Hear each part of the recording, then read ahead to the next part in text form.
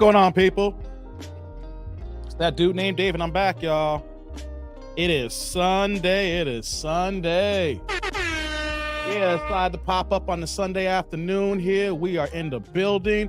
You guys see the title. You guys see the thumbnail. Modern Woman has over what? 5,000 bodies. Oh my God. What are we talking about today, people? What are we doing here? Yeah, we're going to get into that in a second, guys. How y'all doing today? How y'all living? It's good to be back on a Sunday, man. You know, we decided to show up here for a few, notifications probably not working again today. You know what I mean? We're going to get this cooking. We're going, we don't got that many people showing up here right now, but we're going to get it popping here, guys. You know what I mean? So let me put this down here for a second. All right, let's do this here. As we get started here, literally just clicked on the live button, guys. Hope y'all doing good today. Shout out to my man Pooh Man, who coming here saying, how many STDs is my question? God, this is a lot of, it's a lot, guys. It's a lot. Grits and Bacon popped up earlier. It says over 5K. She doesn't have a soul. Yeah. We're going to talk about it, man. We're going to talk about it. Rhino in the building said, sad day for Chicago Bears. Sucks. Man, I am so happy. I am off their narcotics. Y'all ain't gonna get me on no bloom and gloom day, guys. I told y'all been following me. If you've been here since last year, y'all know I got off the plantation. I got off the narcotic here. I'm not a diehard football fan. I'm a true to life sports fan. And what happened today made me get off of it. You know what I'm saying? Because I saw this happening. Hey, man, hold on. I'll get back to that in a second. What's going on, Gabe? Gabe in the building. What it do, Dave and the crew? What's going on, man? Good to see you. Thomas, what's going on with you too, bro? Good to see you, man. Shantae's here too. What's going on, Shantae? Good to see you, girl. Good to see you. Yeah, so we decided to come up on a Sunday. Here's the 1st of October, guys. Man, we are now in the last quarter of the year, right? We in the last quarter of the year. I can do this here now, guys. Since we're getting started here, I'm ready to go. I'm gonna cut the music off now. It's too smooth right now. I love my smooth music, but it's too smooth right now. All right, yeah. So check it out. It's October 1st, guys. Can you believe it here? It's the 1st or the 2nd. It's the 1st, right? So we got count this day. We have 3 months left in the year. So that means that we are currently 3/4 of the year. And guys, time waits for no man. Before you know it, we knocking on 2024, guys. So I hope you got all your goals, your transitions you're trying to do this year for 2023, because by the time we blink our eyes, it's going to be 2024. You know what I mean? So before we get started, guys, you know how we do here. You see the Cash App scrolling down the bottom here, my little ticker here. You guys can support in all fashions here. We got the Cash App. We got the super thanks, super stickers, and super chat here. You know what I'm saying? Go ahead and support the cause, because I'm just an independent content creator. You know what I mean? I don't care if it's 99 cents, $2, if you got a 50 to 100 ball, whatever y'all can contribute to the cause, go ahead and do it here. You know what I mean? So as we get started here, I'm going to see what's also in the chat here too as well. Let's see here. What's going on, EJ? Salute to you, brother. Good to see you, man. Thomas says, today is my wife's birthday. Hey, that's what's up, Thomas. Happy birthday to wifey, man. Salute to her, man. Hope y'all know if you got any plans set up, but hope y'all do it big today. You know what I mean? That's what's up, man. Let's see what else we got here. We got Chucky in the building. What's good in the house? It's 5,000 bites on a Sunday. TND got this and about to blow your minds away. It's Sunday. Y'all got your itch to do. Give it up. It's TND by nature. TND, mother suckers. Hey, man. Thank you, Chucky. Thank you, Chucky. Hey, brother, man. I appreciate you, man. Salute for the intro, man. You back on your intro game again. You know what I mean? Good to see you, man. Good to see you.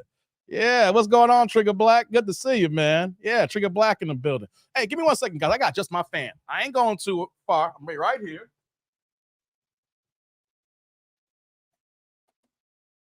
Okay. Had to get my fan together.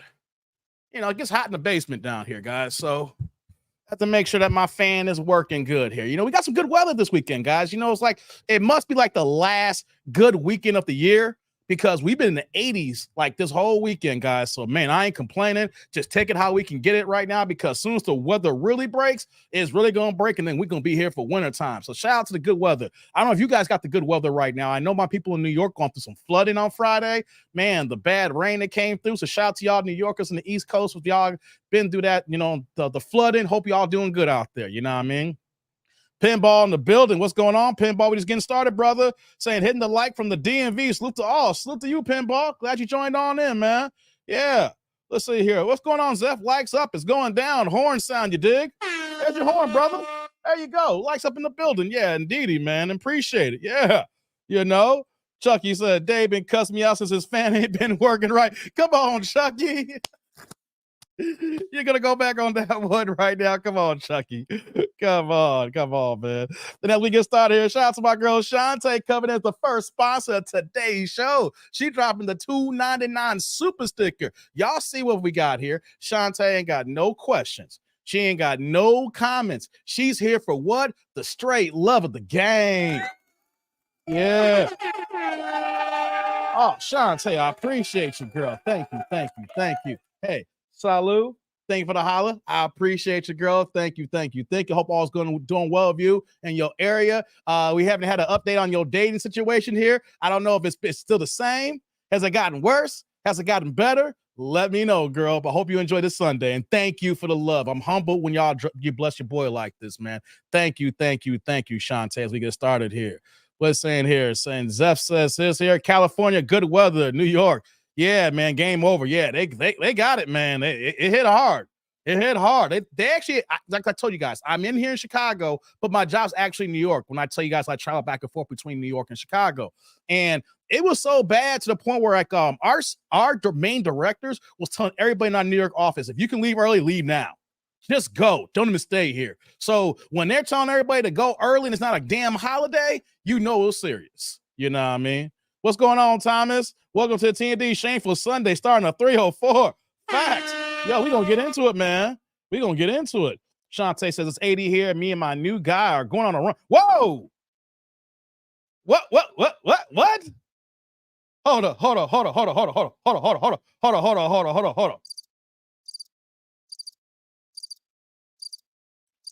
Shantae, you just said me and my new guy friend are going on a run. Shantae, are you off the market already? Yo, we had a couple of conversations, and all of a sudden now you going on runs? Hey, you didn't say dinner.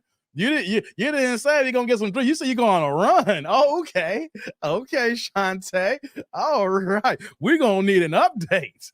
We're gonna need a one-on-one conversation. I need to know about this one here, girl. Oh, I like that. You saying my new guy friend? I like that, Shantae. All right, that's what's up, girl. That is what's up. All right, we got Lorenzo saying, don't forget the West Coast. How's the West Coast, Lorenzo? How's weather out there in the West Coast, brother? How y'all doing out that way? Yeah. Chucky back to back here saying Dave been cussing me out since I told him he is wearing same clothes. What? Yeah, since last live. What do you mean I ain't wearing the same clothes? It's a brand new t-shirt. This is a brand new t-shirt. We're talking about my cardigans. I got a gang of these here, but this is a brand new t-shirt. Stop playing with me, man. Hey, man, Dave been cussing me out. The UK ain't got the L yet. Don't start, Chucky. See, this is what happened to Derek. He was talking all that mess, and then next you know, we've been going on a whole year in Ohio. So Chucky, don't make me go ahead and say, you know what? Let's just focus on the UK for a second, because you're gonna be really embarrassed, brother. Pipe down, brother. Don't get too excited over there, man. Don't get too excited. Shantae's involved fitness first. She got snatched because she got that snatch. Hey, Zeph. He told me I'm off the market. For real, Shantae? Hey, a man that's intentional. He was like, look here, girl. I don't know what you've been dealing with in the past, but you only be looking no more. You off the market. Hey, I like that. He's like, yo, you done, girl. You need to stop playing. I'll give you an update. We aren't official yet. I can appreciate that, Shantae. Okay. I'm gonna wait for that update, girl. I'm gonna wait for that update. Right, Eric. Congratulations, man. I don't know if what I said helped. The tribe helped, but it's kind of ironic that you first using the chat and we was having a conversation. I dropped the link and we talked like an hour, and then we had that second conversation, and all of a sudden now you going on runs of a new dude now. Hey, I ain't trying to take credit. I like to think though that there is some level of energy that kind of helps you get on your way. We ain't there yet though, Shanta. We gotta get you down that aisle, girl. We gotta go. We gotta get some months involved. We gotta get some consistency here with this dude here. We gotta find out if this man's actually being extra intentional. He's being forthright. He's doing what he's supposed to be doing as a man and making you feel like a woman. And you're doing the same thing as well. You know what I mean? And then in a period of time, then we're gonna see what's popping here. You know what I mean? But hey, that's what's up. That's what's up here. Yeah. There's a Dave and Curse Me Younces. I said he was socially awkward. Come on, pinball. I ain't socially awkward. Right, Eric. Just let us know when you're getting married. Shantae's like, I'll give you credit. Thank you, Shantae. I ain't 100%, just a little bit. Just a little bit. I threw it in the universe for you. I put it out there in the air for you. You know what I mean? It's like, yo, Shantae looking for a man here. Let's put it intentional into the air, and the universe is speaking. That's what's up. Like Rome, what's going on, Rome? Says we got you, sis. That's right, Rome. We do got her. Chucky says, for real, 5,000 bodies. What kind of damn ish you got for us on a Sunday? Holy Sunday with this here. Yeah, man. Hey, Rome's like, where the turtleneck at, Coach Dave? I didn't feel like turning the AC on because it's 80-some degrees outside right now. And it's kind of hot in my basement. That's just why I got a t-shirt on and the light cardigan. My fan is right here. That's why I went off camera for a second to adjust my fan. It's hot. And I don't feel like turning the AC on from outside right now. That's why I no turtleneck. But best believe, though, we'll be rocking the turtleneck game really, really soon again. That's not even an issue, guys. Man, what's going on, Cold Fusion? We just got started. Welcome to the building. Appreciate you. Good to see you, girl. Hope all is well on the Sunday for you. And we got Derek Gaines in the building. What's going on, Derek? He's the second sponsor of today's show. I appreciate you, brother, with the $2 hollow with the chat turning it blue here. And I got to say, it's like how I say this, guys. I love it when you turn the chat colors. My man's here with the $2 holler here saying Dave being cussing me since Monica Lewinsky. Monica Lewinsky. Hey, come on, Derek. Hey, brother Derek. Hey, man, salute. Thank you for the holler. I appreciate you, man. Thank you. Why about that Monica? Only time I hear about Monica Lewinsky, someone getting that Monica, bruh. Hey, I don't say it's got to do the hand like that. You know what I'm saying? That's the universal code. You over here getting that Monica. Yeah, I appreciate you, Derek. Thank you for the $2 holler, man. It goes a long way. I appreciate you, man. I appreciate you. Chucky said TND been cussing me out. I call him cheap for not turning the AC on. Forget you, Chucky. You trying to get timed out right now, man. Stop playing over there in your little corner over there. Come on, Chucky, stop playing. Okay, guys, check it out. Let's get to cooking for a second. Right? I'm not going to long stroke too long for you guys here. I just want to talk about a few things here. Just a few items. Number one, shout out to everybody that's here right now. Shout out to the Ninja Watchers that's going on right now. And shout out to the replay gang. Because I know it's going to be a gang of replay people because the fact is Sunday football right now. I came in after the first block of games. But, there's still the second block of games, and there's still the first block there's still a few games in the first block going on right now, right? I got my TV on right now so I can keep up the updates and everything. So when y'all pop in, I'm like, I already got my TV on. I can see what's going on here, right? So shout out to all y'all who are not here yet. Y'all down to y'all football. Y'all going ahead and serving y'all football guys and knowing that you're not getting the results you're supposed to be getting because shout out to Chicago Bears looking suspect as hell. You know what I mean? So shout out to all y'all who will be coming in late. Shout out to people who's here and things of that nature. So, like I was saying here, I am glad to be off the narcotic. This is going to be a short spiel here. For everybody who rocks me in Chicago, Chicagoland, and all Chicago Bears, this is why I tell y'all to get off the narcotic. To get off the whatever it is that got you chug-a-lugging to being a sports fanatic. Because remember, guys, what is fan short for? Fanatic means y'all some crazy asses, right? The Bears were up 28-7. And I'm watching, I turned to him like, man, they actually winning right now. Okay, Justin Fields, 300 yards passing, 4 TDs. Then all of a sudden, it was 28-14. Okay, that's bound to happen. Then it was 28-21. And I was like, okay, but then it turned to 28-28. I was like, uh-oh, y'all in trouble. Then they got the opportunity to get the ball back. They got under like 3 minutes to go.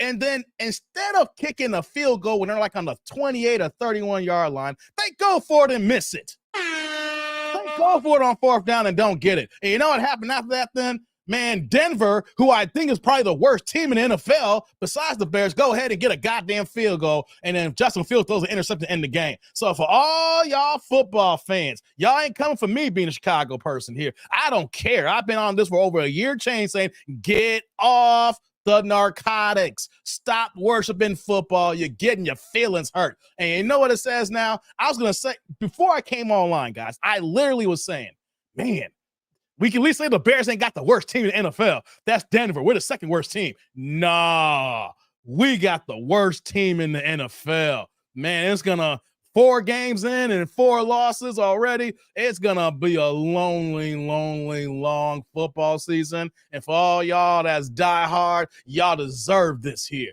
Y'all deserve to be crying. Y'all deserve to be out here looking all disheveled, looking all worthless. Man, y'all get what y'all get here. Rome said, Biden coaching the team. God dizzle.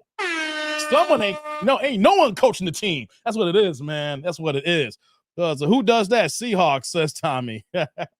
Hey, man. So shout out to my Bears fans. Y'all can go ahead and live in misery for the rest of the week. This is why I'm glad I'm not a football fan no more. Because a game like this in the past, guys, I'll be sitting here depressed, miserable, got to go to work this week and got to feel this mess here, watch all ESPN and Fox Sports and see all the Monday morning quarterbacks. And you know what I'm doing right now? I'm online with y'all, and I'm feeling great. Man, like, was it Tony the Tiger for Frosted Flakes? They're great. I feel great, man. I ain't worried about it. So shout out to all y'all Bears fans. Man, y'all deserve to feel worthless. And anybody else who's a football fan and y'all team is doing suck butt horrible right now, y'all deserve this. Yeah, I'm going to stick it in y'all. Y'all deserve to feel worthless. Hey, man. Let's get going here. Shout out to Eric Jordan. He came in on the Cash App, y'all. He coming in with a $20 holla for them dudes. My man, Eric. Eric. Hold on. Before I can't move on, man. Hey, salute, Eric. Thank you for the holla. I appreciate you. Thank you. Hey, man, let me do this here. Let's do this here. Where is it at here? Let's see here. So far, we're gonna switch things up here. Let's do this here. And let's save it. There you go, Eric. Right now, Eric's the hot sponsor. I'm gonna put him on the screen right now. We're gonna put you on the screen here, Eric. I appreciate you, man. So yeah, Eric just went ahead and dropped the $20 Cash App here. Like I tell you guys, y'all can donate any way you want to here. Of course, first and foremost, I need the likes.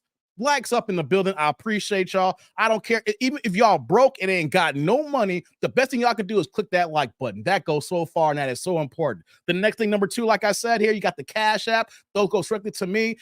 If you want the super chat, super thanks, super stickers, we highlight that on the screen here. So there you go, Eric. I appreciate you, man. Drop the $20 holla in that Cash App, man. Appreciate you, brother. Appreciate you. You're going hard and going above and beyond the Call of Duty, man. So thank you very much, man. Thank you.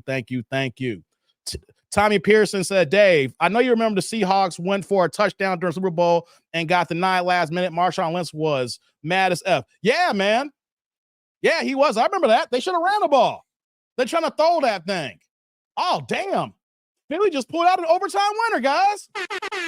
This is real time here. I'm looking at my screen here, and they hit a field goal in overtime here. 34-31 Philly, guys. So just let y'all know you're getting some live updates here. Philly went ahead and got the field goal in OT here against Washington franchise. The Commanders now. Still can't call them the Commanders. It feels weird, but I can't call them the you-know-whats either because that's racist as hell.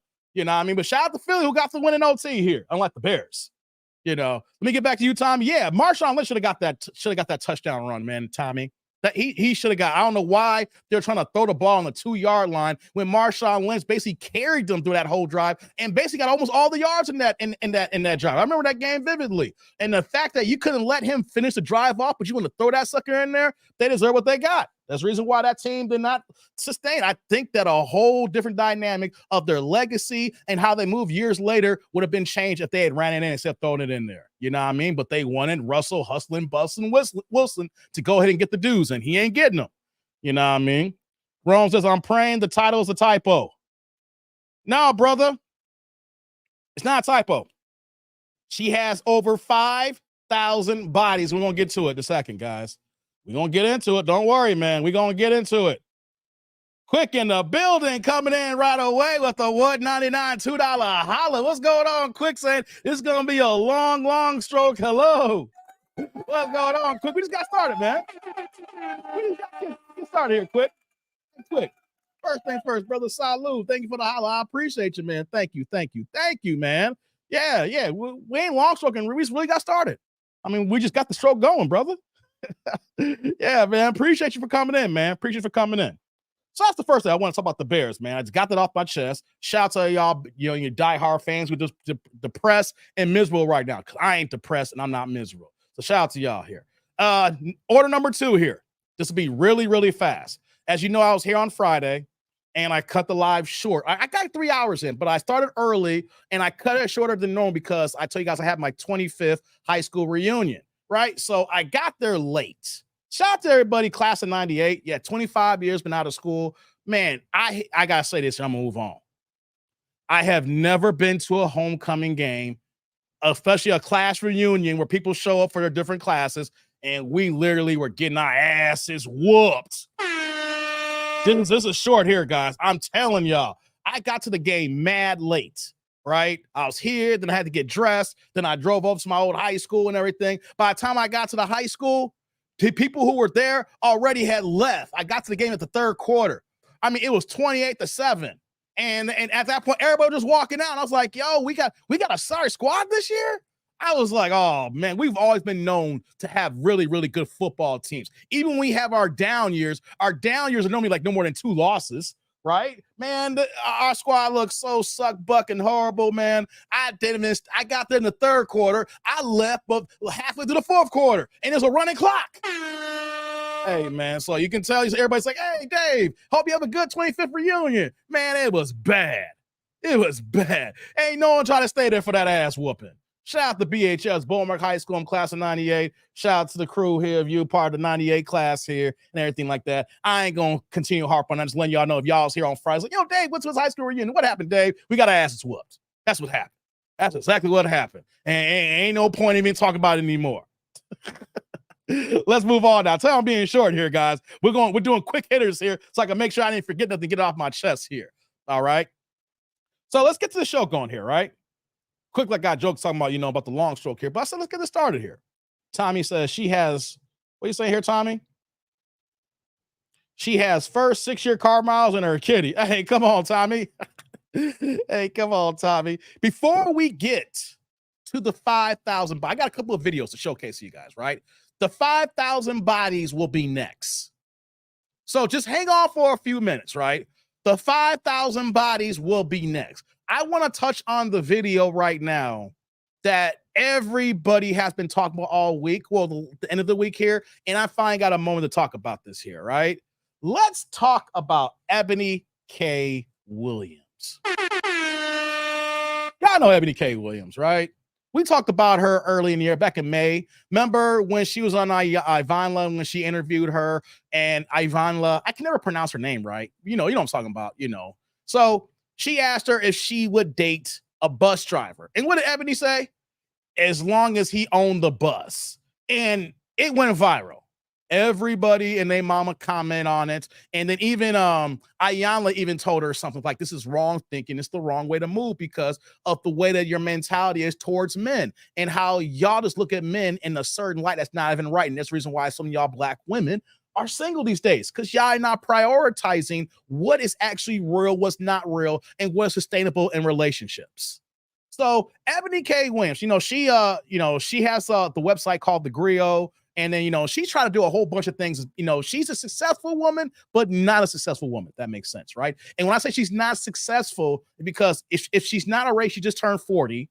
She has not had successful relationships. She does not have any kids, but these are the things that she desires. And she has been on her pulpit talking about how women don't need to settle, how women need to do this XYZ here, how women need to go ahead and not listen to men here. But we can see how her own advice, her own talking points has kept her single. So recently, she made a comment on her YouTube channel on the Griot that sent everybody going to buzz here. So what I want to do is I want to play this quick video here, and then we can talk about it here. So let me go ahead and pull it up, guys.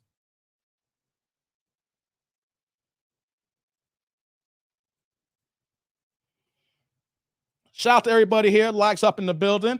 As you can see, it's Ebony K. Williams here. And before I even mention any more items on her, right? Let's just remember, she is a successful woman as far as school is concerned. She got her bachelor's degree. She got her master's. She got her law degree. She's been on a commentator on Fox News. She even had an opportunity to be on Real Housewives of New York, I believe it was. But the problem was they kicked her ass off the show.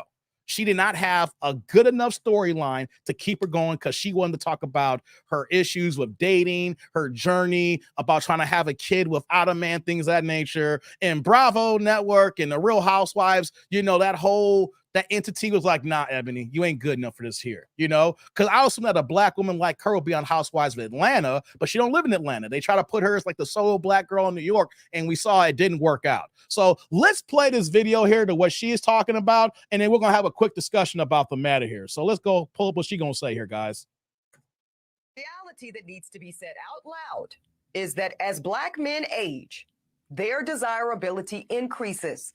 Thus, their optionality of women is always expanding. And the exact opposite is true for black women. Really? As we age, doesn't matter how much money we accumulate, our degrees or professional accolades, the reality is that our marriage and partnership market value is depreciating with every passing year. No matter how good we look, no matter how fit we are, men are still seeing primarily our presumed dwindling fertility as a knock against us.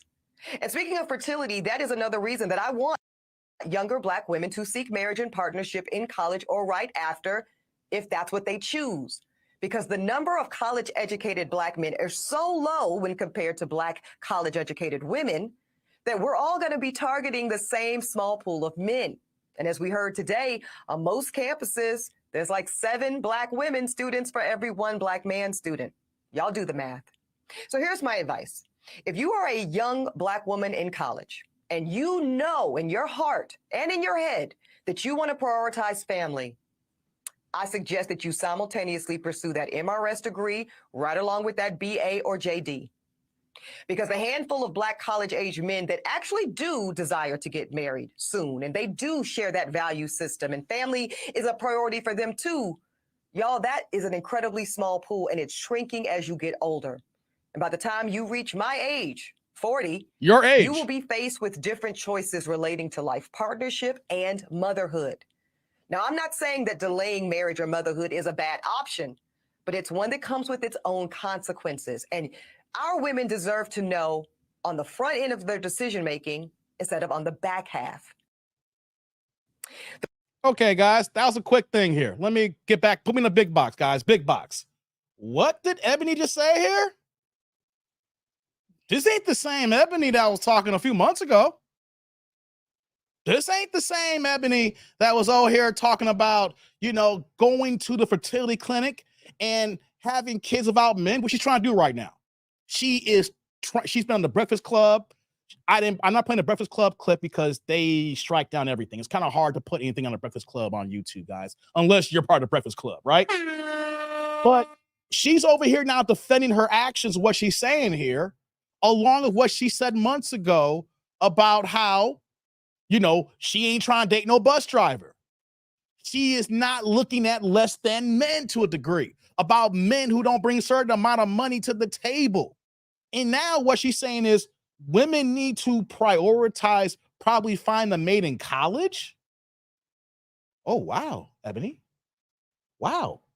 And have you noticed what she said that changed? She said, women my age. She's 40 years old. And what else did she say, guys? She was saying how men prioritize fertility. You see, what's been going on since the dawn, the star age of feminism? And when it came to feminism, black women, y'all let these white women sell y'all a book of bad lies.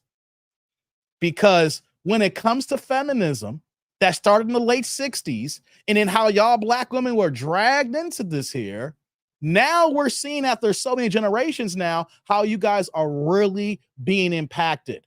Ain't nobody ever told women that guys do not like kids or do not care about fatherhood. At the end of the day, when men, we get to a certain age, when we're ready and we're responsible, we want families, we want to have kids, we want to build a legacy, we want to have nuclear bonds, we don't want outside interference coming in. As we get older, we recognize the things that are important to us, and we do not want women who don't want to have kids. I've said this many, many times before. There is no point if you are a young man, middle age, to get married if your woman does not want to have kids, because that's going to be a recipe for disaster where y'all going to break up.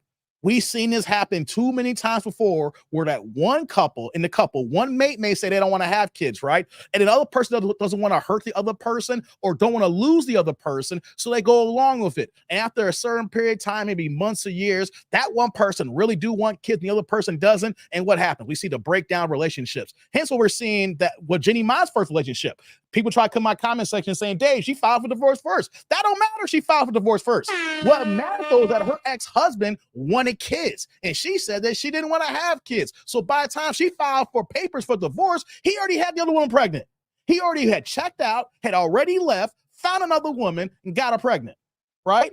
Men want relationships. They want meaningful relationships. And the problem that we have here is that y'all women, I'm saying y'all, majority. When I say majority, that's 50.1%. I didn't say all, I said y'all. I didn't say all, I said y'all.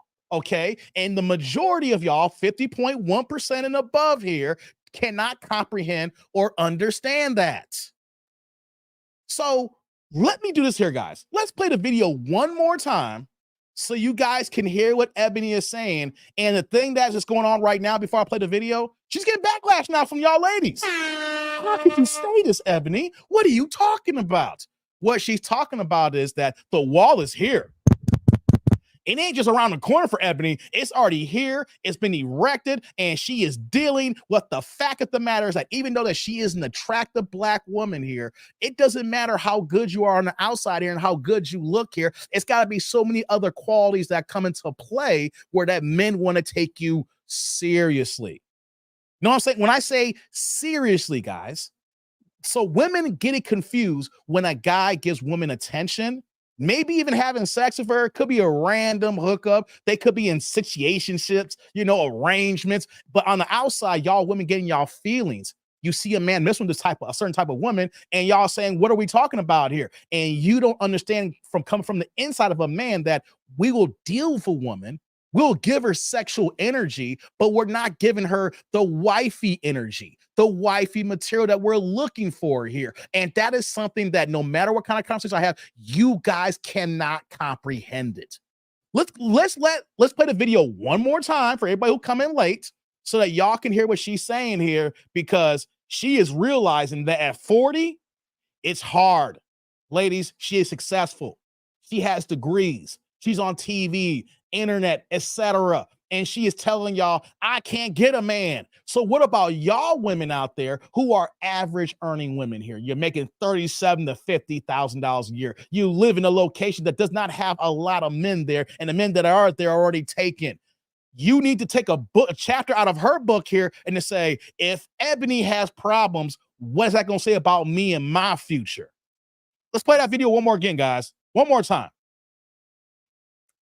The reality that needs to be said out loud is that as black men age, their desirability increases. Thus, their optionality of women is always expanding. Let me pause that here, guys. Women don't like this here. They hate this. You see, ladies, you have to understand that when we're younger, y'all ain't checking for us. Even if I'm 21 and you're 21, you're not checking for 21-year-old guys. You're looking for the 31 and up guys, you know? So the one thing about men is we are wine. We get older, we get better. So when y'all complain saying he gets older and he gets better, what about me? Here's the thing though, when we were younger, we did not have the options that you ladies have. A 21-year-old woman has the oyster to her hand here, basically. She has anything she wants. A 21-year-old man, he is just sitting there and waiting to get older. He is waiting to get older because y'all ain't checking for him. And the exact opposite is true for Black women. As we age, What's going on, Jay? Doesn't matter how much money we accumulate, our degrees or professional accolades. The reality is that our marriage and partnership market value is depreciating with every passing year. Y'all hear that? The ladies are killing Ebony with that one here.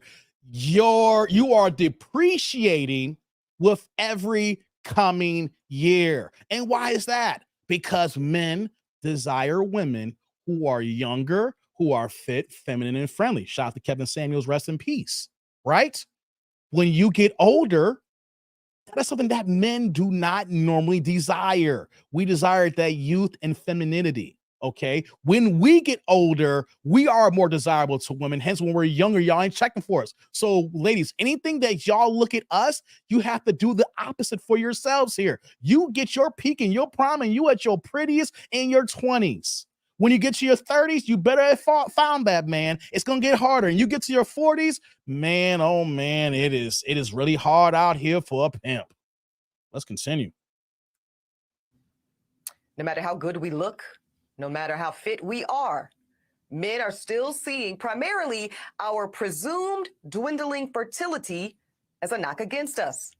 Exactly here. Because if I'm a man and I want kids, I want a legacy. I don't care if it's a girl or a boy, what you can give me. If you can give me a healthy child or a couple of kids, but the thing is, ladies, you have an age timer here, right? You just can't be saying I can have kids at any age. No, you can't. And before you all say, well, there's modern tech now, there's in vitro. Most of y'all, I'm going to say 98% of y'all cannot afford in vitro. He ain't going to say in this video. But on the Breakfast Club, you know what Ebony K said? That about 8 years ago, she went into the process of getting her eggs on ice so that, you know, she could prepare for this day, right? She didn't think, though, that she would never find a man, not to be able to find a man to do this process here. But she was breaking down on how much, you know, you got to stick yourself with the needles and give yourself the hormones every time. You got to do it by yourself. You know, what was another thing that she was talking about? It costs between $10,000 to $15,000 per egg retrieval. So, guys, when you're trying to go through vitro, ladies, it's not a guarantee that your first attempt is going to work here. And some of y'all can't even afford no more than one attempt. So if you go through your first attempt for the egg and it doesn't go through, that's $10,000, $15,000 down the drain here. Then you got to go through another attempt. That's another $10,000 to $15,000 to drain here, right? And here's one thing that the doctors don't tell you, or the ladies who've gone through the process don't tell you. It is hard. It is lonely. Your emotions, your hormones are going through the roof. It's hard to control and balance yourself. And then you want to add the fact that Ebony's trying to do this by herself. Kids and a family is meant for a man and a woman. And she is now trying to do this by herself and become a single mother. And all y'all keep saying, I can get to my 40s and I can have a kid. I can go through in vitro. And no one tells you how hard it is and that it is not guaranteed. You could literally spend $50,000 and not even have a kid. And speaking of fertility, that is another reason that I want younger Black women to seek marriage and partnership in college or right after, if that's what they choose. Because the number of college-educated Black men is so low when compared to Black college-educated women that we're all going to be targeting the same small pool of men. And as let me add this here, Ebony, too, as well. And that is another problem. It's a double-sided sword here. She is saying this, and of course, Kevin Samuels said this, and all men, we all say this here for the betterment for y'all women here. We're not saying this to make y'all mad because we hate you. We're saying this because we want the best for you guys here, right? It's best to prioritize a serious relationship in your college years. But what did she say though about men being in college that women outnumber them 7-1?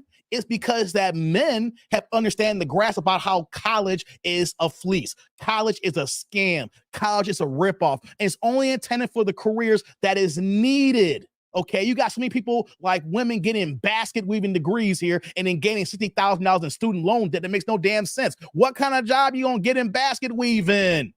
We got women going and getting language arts degrees, and you're not even using language arts. It's a worthless degree.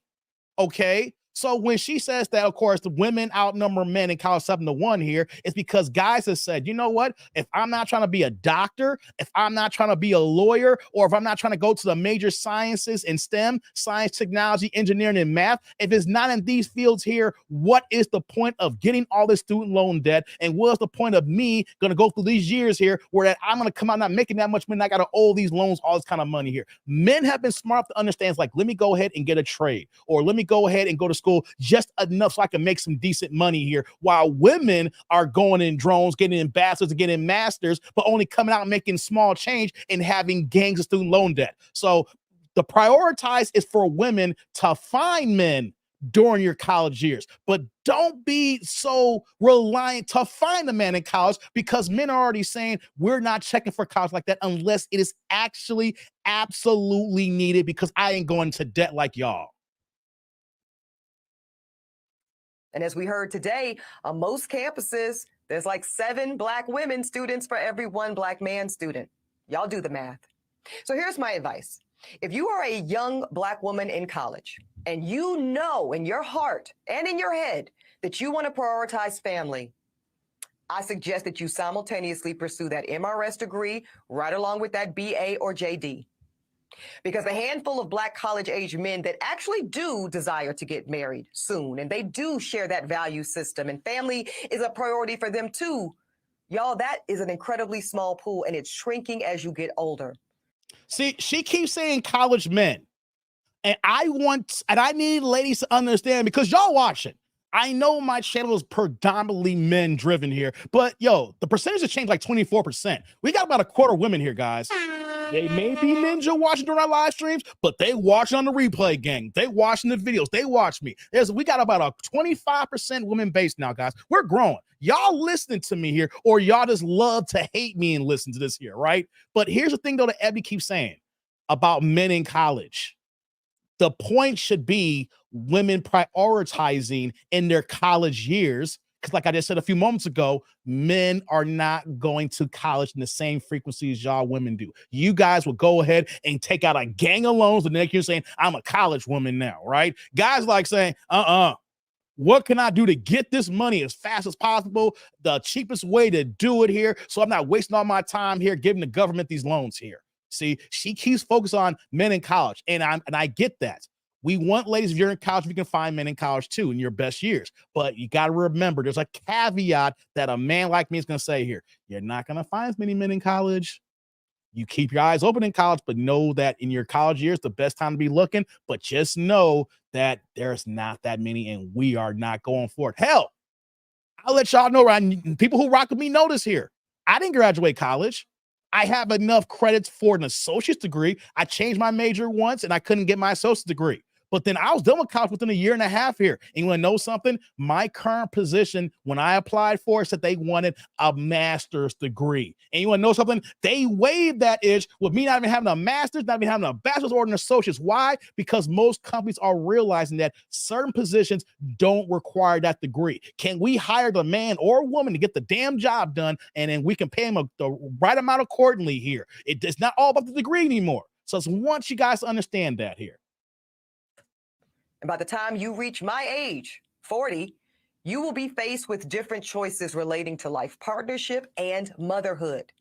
Now, I'm not saying that delaying marriage or motherhood is a bad option, but it's one that comes with its own consequences. And our women deserve to know on the front end of their decision making instead of on the back half.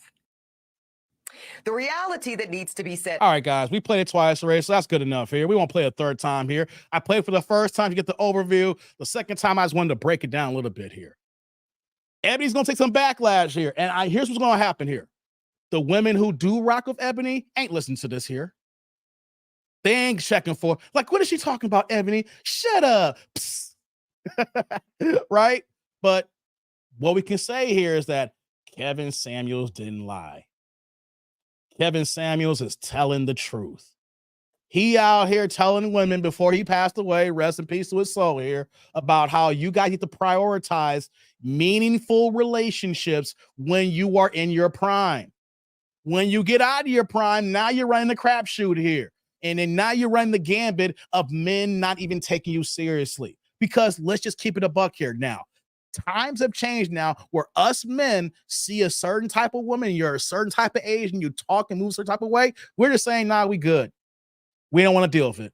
We'll keep it moving. We don't want those headaches. We don't want those arguments. We want someone that wants to rock with us.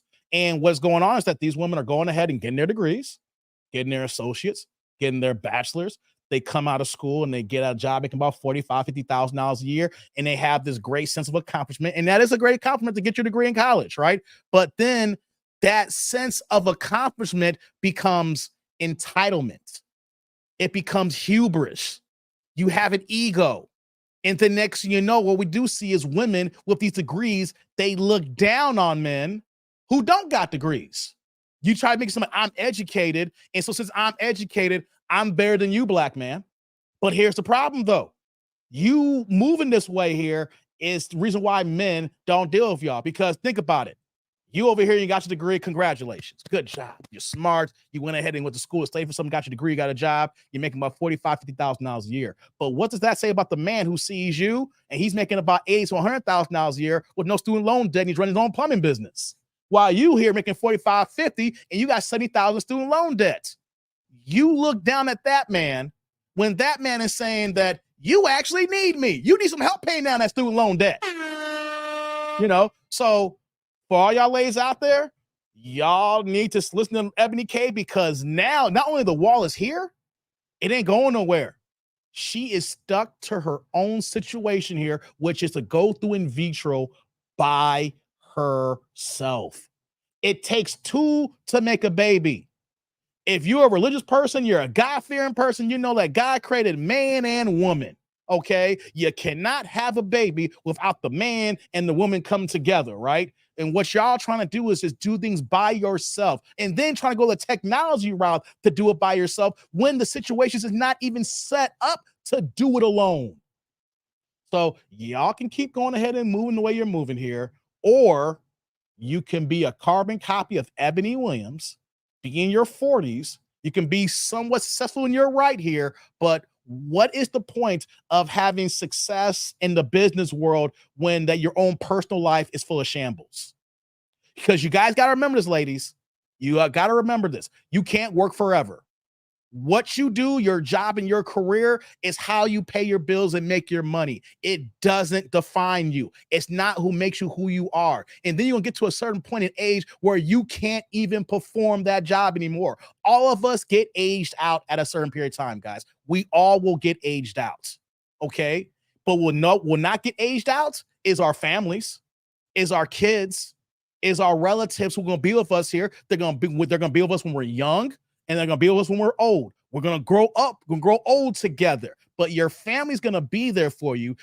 How you build it. Well, you have a husband, you have a wife, you have kids, grandkids, aunts and uncles. That's going to be there until the day that you no longer breathe. But your job, your career, your college accomplishments, that will only matter so much until you get to your 60s. And it's going to be like, who cares then? Because then if you get laid off, you retire, what are you going to do with your work then? You're going to be retired, keep talking about, I used to be a doctor or I used to be a lawyer. Who cares? What are you doing now? You're 70 and you alone. So keep this in mind, ladies, and everybody else out here who know people like this here. Keep moving this way. Keep rocking like that. Your education is everything, and you can put your family on hold. You put it on hold. Next thing you know, you're gonna be in your 40s, desperately looking for a man, and all the men are going to say, we were here 20 years ago. Now that you want us now, that's okay. We'll find someone else who really want us here, because now you are the one, you're making us settle for you when we really wanted you in your prime, your peak, your best age. You had the most energy. You was witty. You was funny, smart, all that things. We don't want the old, retired, and tired and sick version of you who's done with life here. We want the full rambunctious person here, not the one who's just now cashing out. So, ladies, keep moving how you're moving here, and you're going to be just like Ebony K. The difference is she got money. All y'all is broke. All right, guys, let's move on here. Hold on. Let me get to the super chat here. Shout out to my man T. Lee in the building. What's going on, T. Lee? He coming in with the $2 holla. Turn the chat blue, saying a 65-year-old woman can't carry. It's biology. Facts, brother T. Facts. It's biology. Hey, T. Salud. Thank you for the holla. I appreciate you, man. Thank you, thank you, thank you. And for y'all, to add on T. Lee's comment here, for y'all ladies, we want to say, well, look at Janet Jackson. She was her 50s when she had her in vitro process. How much money does Janet Jackson have? And does she or does she not have the best doctors at her disposal? When you got unlimited resources and the possibility of unlimited medical attention, y'all can't talk about Janet Jackson or anyone who's a celebrity at their older age, because y'all are regular, y'all are average, and you don't have those resources. The only doctor you have is the one who can cover your copay. Hey, man. Hey. Let me see what these comments are saying before I go on to the next point here. Hold on here. Let's see here. Jay says facts. Yeah, man. Tommy says there's couples out here doing this and failing. Yeah, Tommy, because it's not meant to be for everybody. Because what is Mother Nature saying? You have a finite amount of time, ladies, to use your womb. Okay, there's a reason why guys, you'll be surprised how many women hate me when I say 35 years old is geriatric pregnancy. It's like, what are you talking about? They curse me out. I was like, you know what though? Do me a favor, because I know you ain't done this. Go make an appointment with your personal doctor and ask them about geriatric pregnancy and see if what I told you about that is wrong compared to what they're going to tell y'all here. See, women don't want men to tell them anything. They don't even want to deal with a male doctor. They'll go to a female doctor to hear the female's voice. And even then, they don't want the female telling them anything wrong here. Whoops. Am I locked up, guys?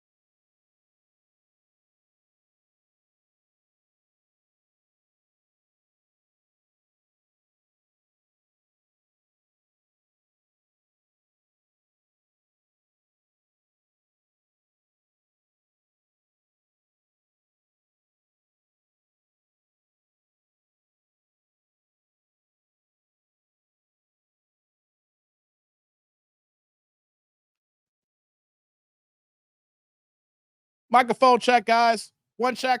1 2 1 2. I don't know what happened. Like it went out again, guys. Press 1 if y'all can hear me.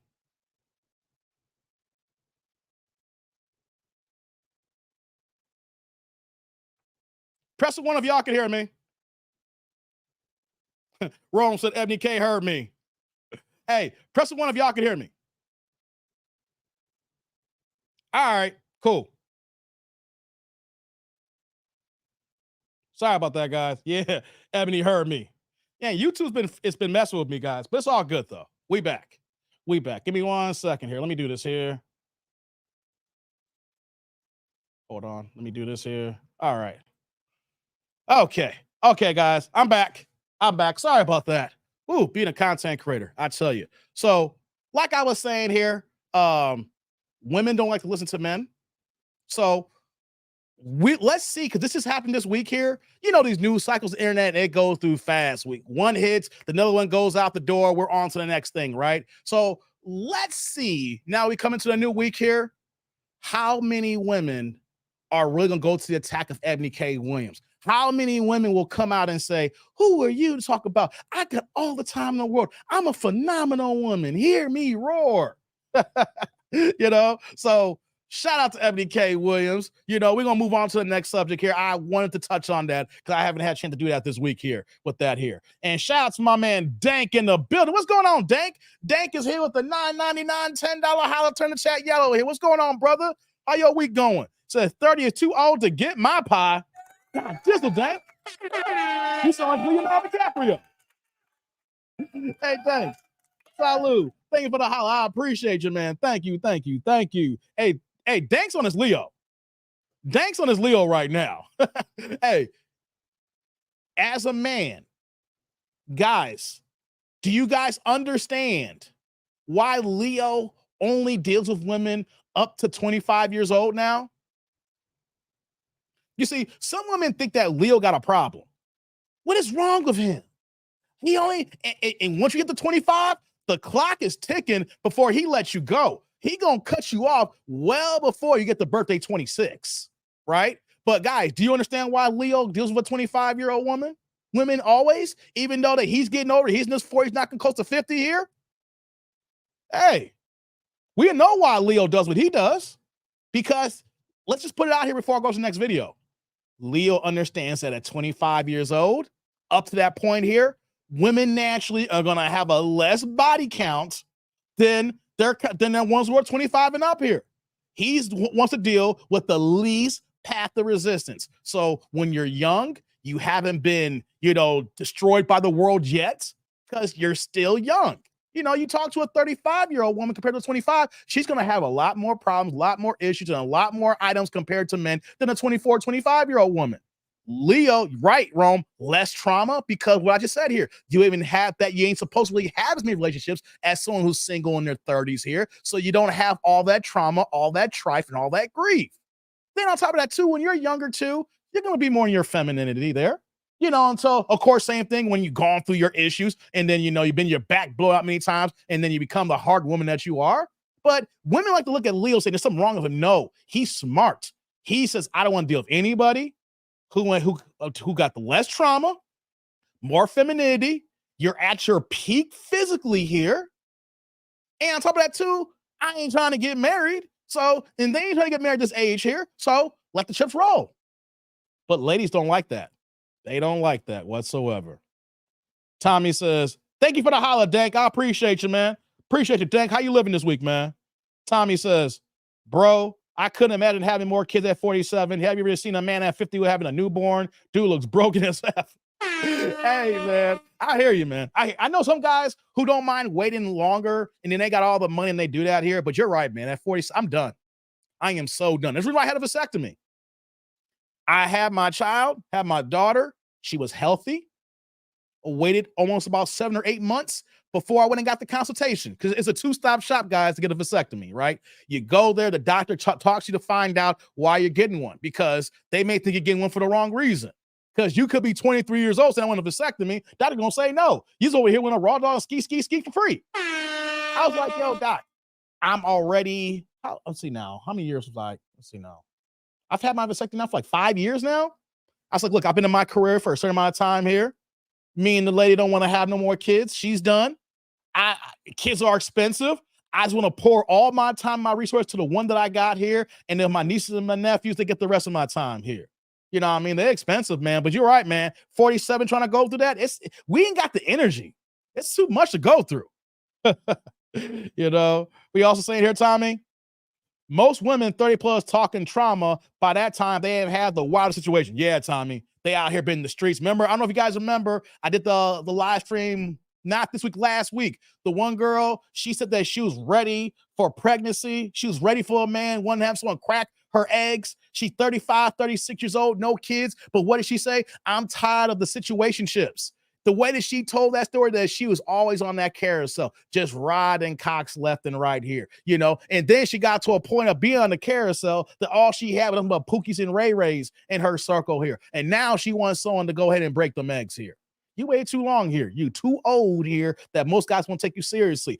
She looked good enough where guys will give her attention. It's not the attention that she's looking for. And ladies can't understand that and can't fathom why it is what it is here. You get to a certain age, you can't decipher when the guy that says, yo, I'm here for the good time, not for the long time, or I really care about you and want to rock with you to the end of time. There are two different things, guys. And y'all can't understand because y'all getting y'all feelings because of what y'all looking for. What's going on, Trust? Good to see you, brother. Too hot to handle and too old to mold. God dizzle, man. Father Time versus Mother Nature. Thank you, Trust. And you know what? Both of them are against women. Father Time or Mother Nature. It's against women. Hey, Mother Nature, are you already born with Mother Nature telling you what y'all need to do? Then Father Time coming saying, if you don't do it, we're going to let you know there's cutoff time. Hey, man, stop playing with me, man. Stop playing. Let's see here.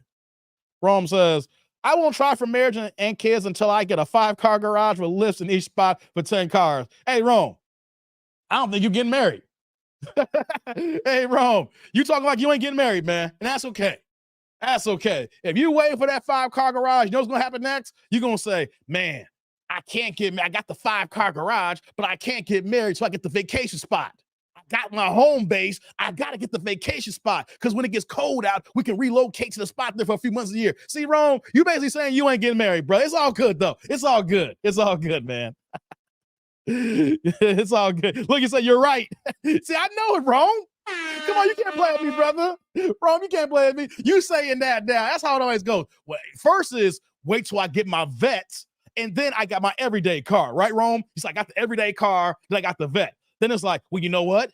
I ain't ready till I can house these cars here. Now you can house the car. Then it's like, whoa, remember, you got one key. So now it's like, I got to get the 5-car garage. And then we get the 5-car garage. What's next? I got to get the vacation spot. And when you get the vacation spot, what's next then? Well, you know what, though? I ain't done Europe regularly. So he's like, well, I got the house. I got the vacation spot. We going to Europe now. Now it's like, what's next? Then next thing you know, Rome, you 50 years old. You 50. And then what's next? And you're gonna say, hey, I'm just here for a good time, not for a long time, Dave. Hey, man, stop playing me, Rome. Stop playing. Look what you gonna say here. Look at this. He gonna say, stop reading my life. Hey, Rome, you forget it. You forgot why you here. You rock with me because I know how you get down. And I ain't mad at you, brother. I ain't mad. Do you? But don't get mad at me for reading your mind. I'm a man who understands the understood. Okay. What you saying here, Dang? A 4-car is large enough at that point by a secondary home. That's what I'm talking about, Dang. Yeah, you don't need no 5-car garage, Rome. Get that. How about this here? Well, in Chicago, it's a little bit different. Get the 3-car garage with the extendo, the extended driveway that goes all the way around, right? Get that house. Then get the vacation property for the secondary home. And then by that time here, then you can start thinking about that family. Dang's right, though. You're going overboard, Rome. 5-car, that's too much. I say 3-car with the extendo. 3-car garage with the extendo. Because think about it, you get a 3-car garage with extendo, that's, depending on the property you're looking at, that could be easily a $5,000 square foot house. You know what I mean? So, hey, let's move on, guys. I appreciate that conversation. It was dope here. We 1 hour in. Look at Rome saying, taking notes. Tito, what's going on? Tito in the building. What's popping, Tito? We pulled up on a Sunday. You know what I mean? Just getting some things on here, Right, Trust. Buy some land and build from ground up. There you go, Trust. Yeah, good point. Good point. Especially real estate right now. Man, I told y'all, we get to the next video here. The houses down the street from me, the brand new development of homes, a year and a half ago, starting at $400,000 a year and a half ago. When I first started my YouTube channel, before then, you see the signs that say starting at the 400s. I drove down the street a week ago. Do you know what that sign said? For the exact same homes, starting at 700,000. Good point, Trust. Yes. Buy some land and build that house up. That's a good idea, especially these prices here. Build that sucker. You might save a few dollars. But make sure when you build that home, don't build a home that looks completely opposite from all the other homes in that subdivision. I ain't saying go to the same houses that the builders go, but don't get some crazy looking house that don't match all the other houses here. It'll make it hard for you to probably sell your crib. Make sure that it ain't got to be the same style, but make sure that, it blends in when you build that sucker. Make sure, because the reason why I'm saying that, guys, is out here in the Chicagoland suburbs, I have seen people do that where they do new development and they build a home, and then their home looks completely different than all the other homes. And whenever those homes go on the market, they don't sell right away. They have a hard time selling. So just do yourself a solid here and make sure you don't get a crib that is going to make it hard for you to sell. You came in late. It's all good, Trust. You're on time, though. Rome ain't admitting he has Steve Harvey suits. Wait, what you say here, Tommy? Hold on. He got Steve Harvey suits that when you know you made. Hey, come on, Tommy. Hey, look at Rome. Rome said, hey, I like my suits. Tommy says, I love suits, but a sweater guy, two casual sweaters and loafers. Hey, man, y'all killing me here. I'll have to work with a team to build a nice crib because I have no education on building. One more lie. It's not about having education. It's about finding a builder. You're not building it, Rome. The builder is. The builder's going to know your vision. That's his job. He's going to know your vision. You're going to tell him the kind of house you want. And his job is the architect and the builder to bring that to life. You ain't got to know everything. See, the key thing, Rome, is the fact that as we move on, you don't have to know everything. But the most accomplished men know how to hire the men who know how to help them right. You know what I'm saying? You don't have to be an expert at home building. But can you be a smart man to hire the man that does help to get the job for you at the right price? Not cutting no corners of being cheap here. That is the level of a man who's building himself up here. We don't got to know everything. We just got to surround ourselves with the right people where it looks like we know everything. Right? Am I wrong, guys? We will not know everything.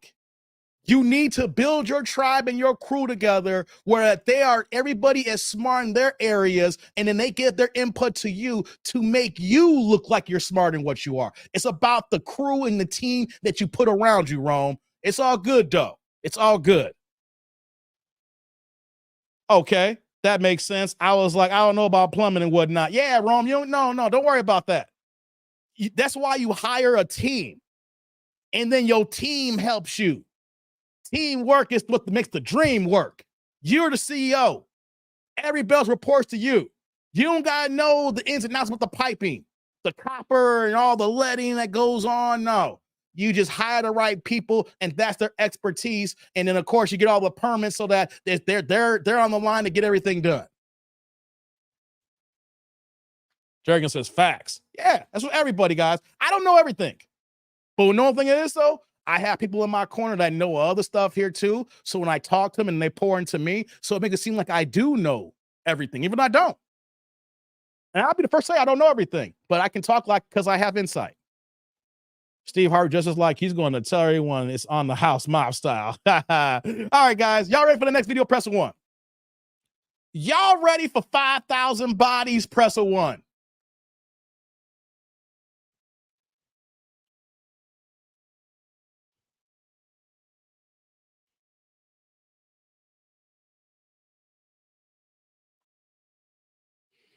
Yeah, I didn't want to do the 5,000 right away.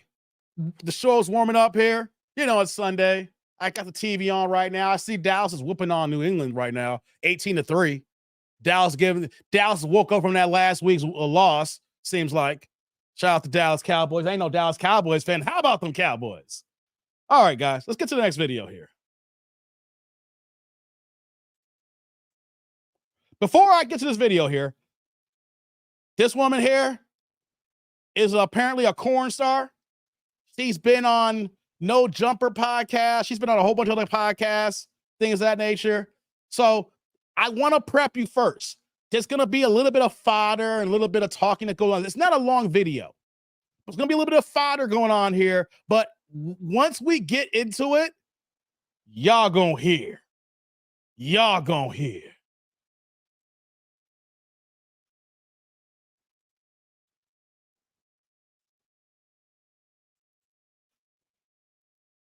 All right, guys. Likes up in the building. Super chat, super thanks, super stickers. Let's go. Let's go. Right in my face. Wait. There we go. What's up, guys? How is everybody? I have Kazumi here. Are you guys excited? Hi. Okay, let me turn this light off. Are you picky about your seat placement? Nope. Yeah, totally. Yay. My camera also, because it's a real camera, and it's kind of fisheye. It does change your face shape depending on where you're sitting. So, because some girls will be like, why does my face look weird? And I'm like, it's literally the way my camera is angled. Yeah. All my girlfriends do that. They'll be like, why do I look so weird here? I'm like, it's my camera. Yeah, hold on. I just not retired. What? I just got here. Yeah, congrats on your award. What's up, guys? No, there's nothing wrong with being a virgin. There's nothing wrong with being a virgin. Just let me take it. Exactly. Uh-huh. Oh, thank you, Keegan. Oh, your friends are so. They're so I think I honestly have like one of the best Yeah, I have a really Twitch great fan chats. base. 700 bodies in total. Me? Does that make sense to you? Have you listed 700 bodies? Probably. I think honestly, okay, so it sounds crazy and people don't believe me, but I think I've literally fucked 5,000 people. See, Woo! Y'all thought it was clickbait, did y'all? She just said it right there. We start the video off here. I think I have about 5,000 bodies. Yo, let's let it play, guys. I wanted to pause that. Just let you know, I'm not clickbaiting. She said it. She said out of her own mouth. Yeah, let's continue. see, like, because it's like when people like ask body count, I'm like, okay, are we counting head? Yeah. Because then if you're not counting head, Oh, I count head. because like She counts it's head, like, y'all. when people don't count head, I'm like, you're exiting most women. Yeah. Because it's like, how do I fuck a girl? That's true. That's true. And then it's like orgy. Hold on, let me pause that, guys. That is a good point. Hold on, big box for a second. Big box. 1 second. When the body count conversation comes up, women don't be counting the head that be giving with nothing in return. Hey, guys, that's why when they say whenever a woman says her body count, you need to add on to that, double that probably easily. So, you know, these women will go ahead and manipulate bodies like they don't exist, or don't count the dome when they giving some what that mouth do. When they doing that, they don't count that as well. They only count the actual intercourse encounters, not even thinking that, yo, you over here got in cocks in your mouth. That should count too as well. Hey, man, let's get back to it. You thought I was playing, guys. Let's get back to it. It's like, is it a threesome if like we reach oral, or like, is it a threesome if like you're like holding my mouth open and like, really not like banging on a dick or something? If they're does an assist during sex qualify as being involved in the like, sexual act? holding a leg work? Wait, you guys hear what they're talking about here? They're talking about threesomes. And if a part of the threesome even counts. God, yo, ladies are wilding. All right. When guys, I don't know about you, when it comes to my body count, if the ladies like, what's your body count? I'm counting everything. Hey, if I got some head, hey, that counts. You get, hey, I got the release, baby. I got the release. You over here doing other things, if I get that, it all counts to me, baby. A win is a win. What did Duval say? Lil Duval say, a win is a win, and I'm counting my wins. Ladies know they can't count them because they're not all wins. Because it's different for women. Y'all out here being banshees, being 304s, banging everybody. You can't claim 5,000 wins, okay, if you got that many count here. Salute to you, MJ. Hey, guys. Yo, men will count every single one because a win is a win. We are different. Ladies, y'all had all these bodies. It's not a win for y'all. Y'all is a 304. Woo. I think so. What's up with Kazumi's socials? Hold on, guys. We're gonna get there. Hey, mods, can you make sure her socials are being spammed in chat? So, guys, I just want to say hi. I'm Adriana. This is Miss Kazumi. Hi, everyone. So I know I had a lot of people who were super excited.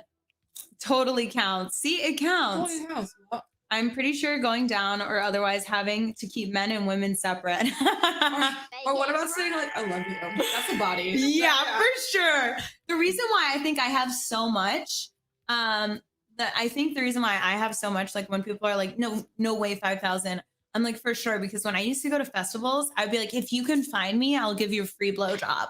So What? I literally, like at festivals, I think in one night you have like 50 or 60 blowjobs. What? Like, they're 3-day events. For sure, yeah. No way. And I even got most of them to sign model releases. How are you not dead? Like, Wait, guys. Wait. She goes to music festivals in the past, and she would give 50 to 60 blowjobs, and they all would finish.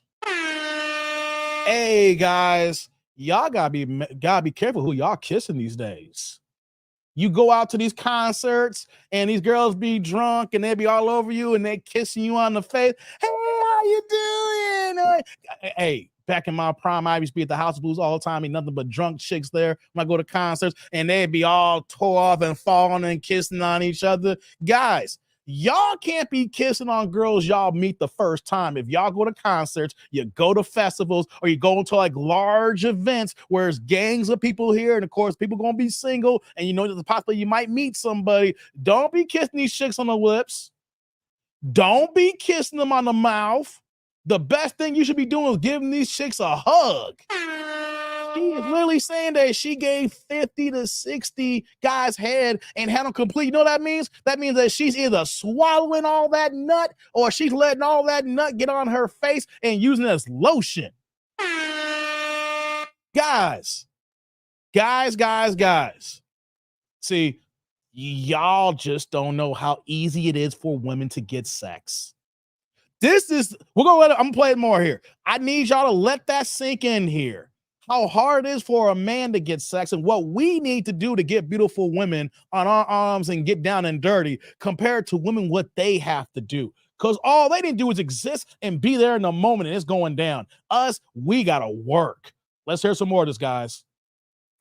like, I know. I mean, I always like when I did those like random stranger games, I guess they were wearing condoms. So Yeah. but luckily, I'm alive. Yeah. So you have to sit a little bit closer just because I got to get a better mic that picks up. Okay. Hi. Okay. So while I'm waiting for you to come on, I take my white towels out of the dryer and I immediately get chocolate. Okay. Like you shit on them? What kind of fans she got? Yeah. I don't know what that is. Aries said, finally seeing you on Twitch, Kazumi. Woohoo. Are you an OF member, Aries? He's a Discord homie. I love you, Aris Keith. He's my Discord homie. He's our Discord homie. Aries, are you going around and being a slut supporter? We love that. I know We he's love a it. fave. I love it. Hello, Anakin Charlie. Thank you for the 100 biddies. Let me pull up my dash. Let me pause here. These are the type of women, guys. Remember when Amber Rose had her slut walk? Talking about slut shame and things like that. She had a slut walk and sluts need love too and stuff like that. These are the type of women that follow Amber Rose. These are the type of women that embrace being sluts. These are the type of young women that is making impressions on other young women that think it's okay to have body count and have sex as much as any guy can do here, and that it's not going to have any ramifications to them. I'm bringing it up because when she said about slut a few moments ago here, and the first thing that came to my mind is when Amber Rose had that slut walk, and you're seeing all women dressing all kind of crazy, wearing basically nothing, saying that they're people too. Here's the thing, ladies. Yes, you are people. But you know what thing, though? Since the beginning of time, sluts have been nothing to brag about from women or from men. Hell, if y'all want to be religious about it, there is nothing in the Bible that says God says I rock with sluts too. All right, I rock with the 304s or these pros, basically, right? We're in a society now where that these women are now the ones who are in a position of power. these women are in a position where that they are looked up to. These women are the type of girls that the younger girls grow up who want to be just like them, saying that I can live my life and do this too, and no one can talk about me. I'll be a slut, but you know what? Those sluts are people too, and you know what? Though I'm still a human being. This is how we're going ass backwards here in society here. And women want to talk about how come they're not becoming wives. How come they can't find a good man? If you were a slut, man are not going to wife up and try to turn you into a housewife. All right. What you going to be for the time that you are here. Matter of fact, they're attractive women, guys. Hey, they are attractive. But just because you're attractive don't mean that you wipe these down here. There's a gang of attractive sluts everywhere. Board so I can see. Can What? you hear me? True. I'm gross. No, we like it. We like it. Sules, thank you so much for the 100 biddies. Okay, so guys, I only have her for like an hour, which sucks because in a half an hour, I'll probably finally get actually the views, but the VOD will get a lot of views. No, I'm gonna fuck someone at like 9, so I'm good. Okay, Whoa. perfect. Yeah. Let me reach this. Y'all hear that? Sorry, I guess I have to douche my pussy at his house. So it's fine. You see how these women are reacting now with no discretion? I already fucked somebody, so I'm okay right now. It's just so casual how they moving. They got so many cocks at their disposal. The carousel not even a carousel. They just got like a whole bagel full of cocks just ready to go. They're not on a carousel. It's just in their pockets. It's in their purses. It's in their wallets. It's in their house. They just get it where they get it here, guys. Hey, when women move like this here, you can see why guys are saying, I'm becoming a passport bro. I'm taking my towns overseas. Because why do I want to deal with women like this here? I know women in other countries have their own problems too, but why do I want to be seriously involved with a slut who openly calls each other sluts? Hey, every country, every continent has women and got their problems with women. The problem, those here in the States here, we are the most liberal country that we have here, and women can do anything. This video showcases why guys are getting their passports. Hola, what's up? Kazumi knows I mod for Violet Meyer too. I didn't know she was on Twitch. She has a Discord. Oh, Kazumi! Oh my fucking god! Freaking awesome! What's up, Infidel? Who's Jimmy? Which one? Does Kazumi have insider info on Jimmy? Who's Jimmy? Oh, wait. Okay, wait. So I actually hold on. Let me pull the Discord up because there's quite a few people that like said things about that too. Who, like Jimmy Zhang, my YouTube friend, or like Jimmy? Is that who it is? Is Oh, like your somebody else is Kazumi releasing a vid with producer Terry? I did slurp up producer Terry, but unfortunately, he is not ready to launch his porn career. We recorded it though. So if you really want it, you can beg him, and then I'll release it because it's a hilarious video with a cum shot. So, Really? Whoa. Oh, it's really funny. But if you want to see like other like random YouTubers that I've also had sex with, you could like watch my thing with King Croc BBC. And I then heard this. also when I fucked that blind guy on Jimmy Zhang's YouTube. Wait, you had sex with a blind guy? I did it. Oh, sorry.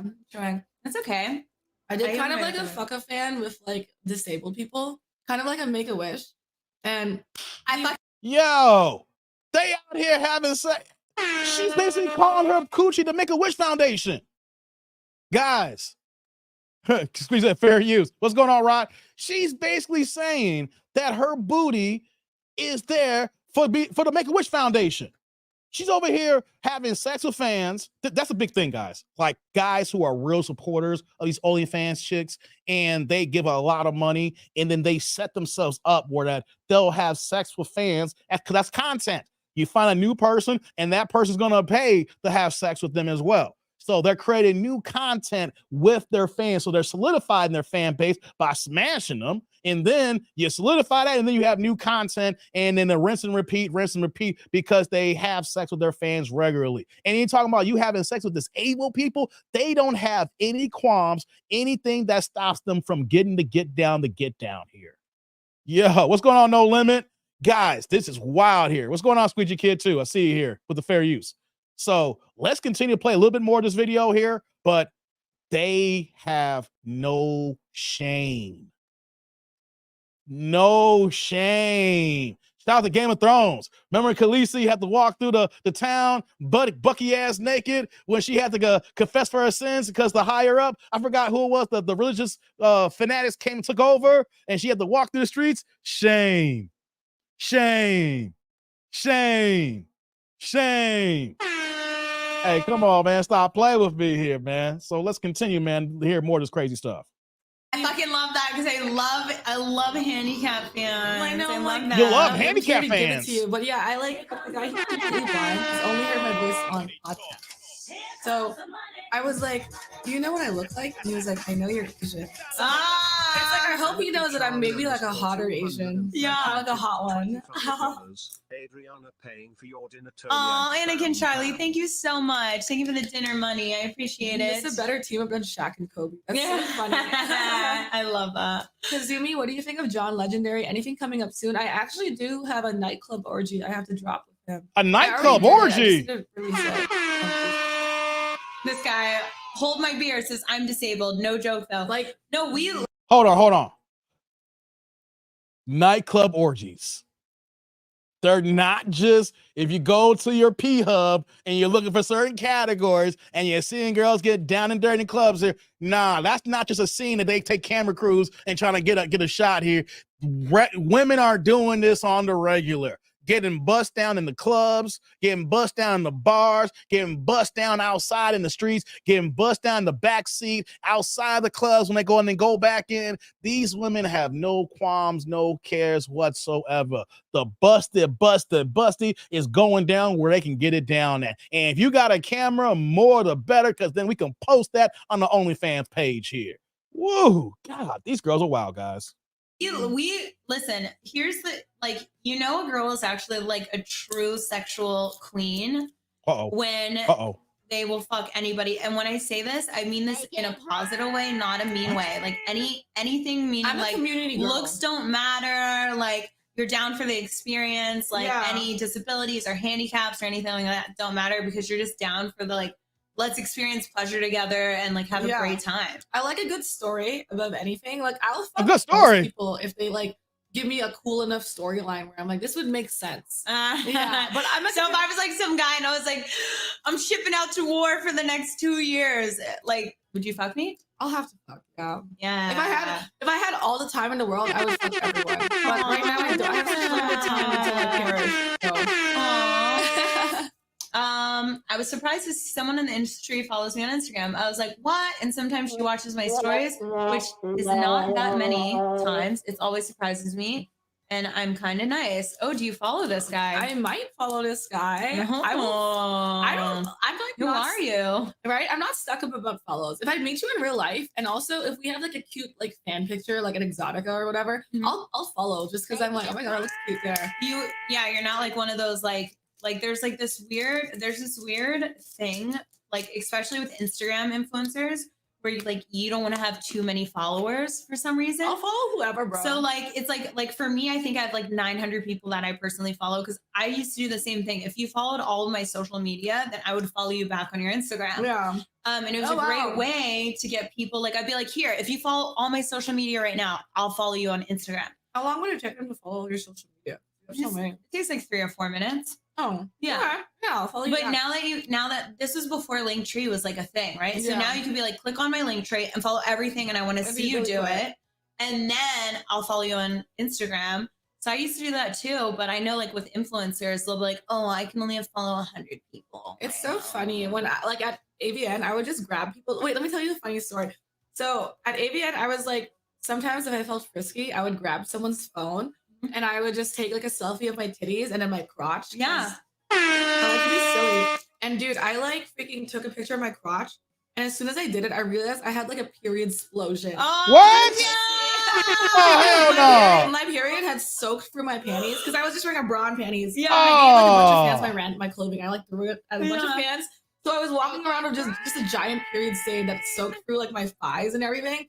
And my face was oh. And I gave it to my Ben and I was like, here. Oh no.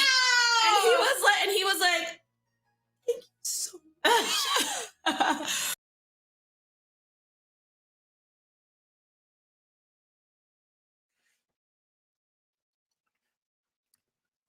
That was the end of that video there. That's like an hour stream. I wasn't going through the whole hour stream, guys. I wasn't playing the whole video. Dave, this ain't, I know no limit. I ain't playing the whole the stream. I just wanted the part here. What threw me off was when she said, you know what makes them a sexual queen? Did y'all hear that part? And then that's when she started going down the tire. Then old girl started taking pictures and said that she had a period explosion. Wow. These 304s have no shame in their game. Rome says you scared. Hey, you should be. You should be, Rome. You should be. Get the bucket, dude, says Tommy. Stank, says Jay Bubba. Where they from? Cali girl, says Vince. Like Visine, she had to get the red out. God, Dizzle. Today, because the start of it was feminism, then because of that became sexual freedom, liberation. They can be free with their body. But once they become free with their body, everything else comes to play with their freeness. How they talk, what they think, how they maneuver. They don't even care the kind of sex they're having with the guys that they're having here. They don't care if the guy is disabled. They don't care if the guy is ugly. They don't care what kind of guy it is. All they're worried about is the situation is, can sex be involved and is it worth it, yes or no? These women talk more about sex than guys do. Like in the past, you would see this conversation amongst men. Now these conversations not even in private no more with women. When they talk about the girlfriends, they got the camera on. They got the camera on and they're speaking it all, and they have no questions or qualms regarding being embarrassed or not. The average woman would be embarrassed if they were walking around and knew they had a period explosion and didn't have any pads or nothing like tampons, something to correct the matter. She's just laughing and joking. So I took a picture and gave it to the guy. But here's the thing, though, guys. Here's the thing that I want to bring up here in this here. This works twofold. This is a double-edged sword, right? So on one hand, we don't care about these kind of women.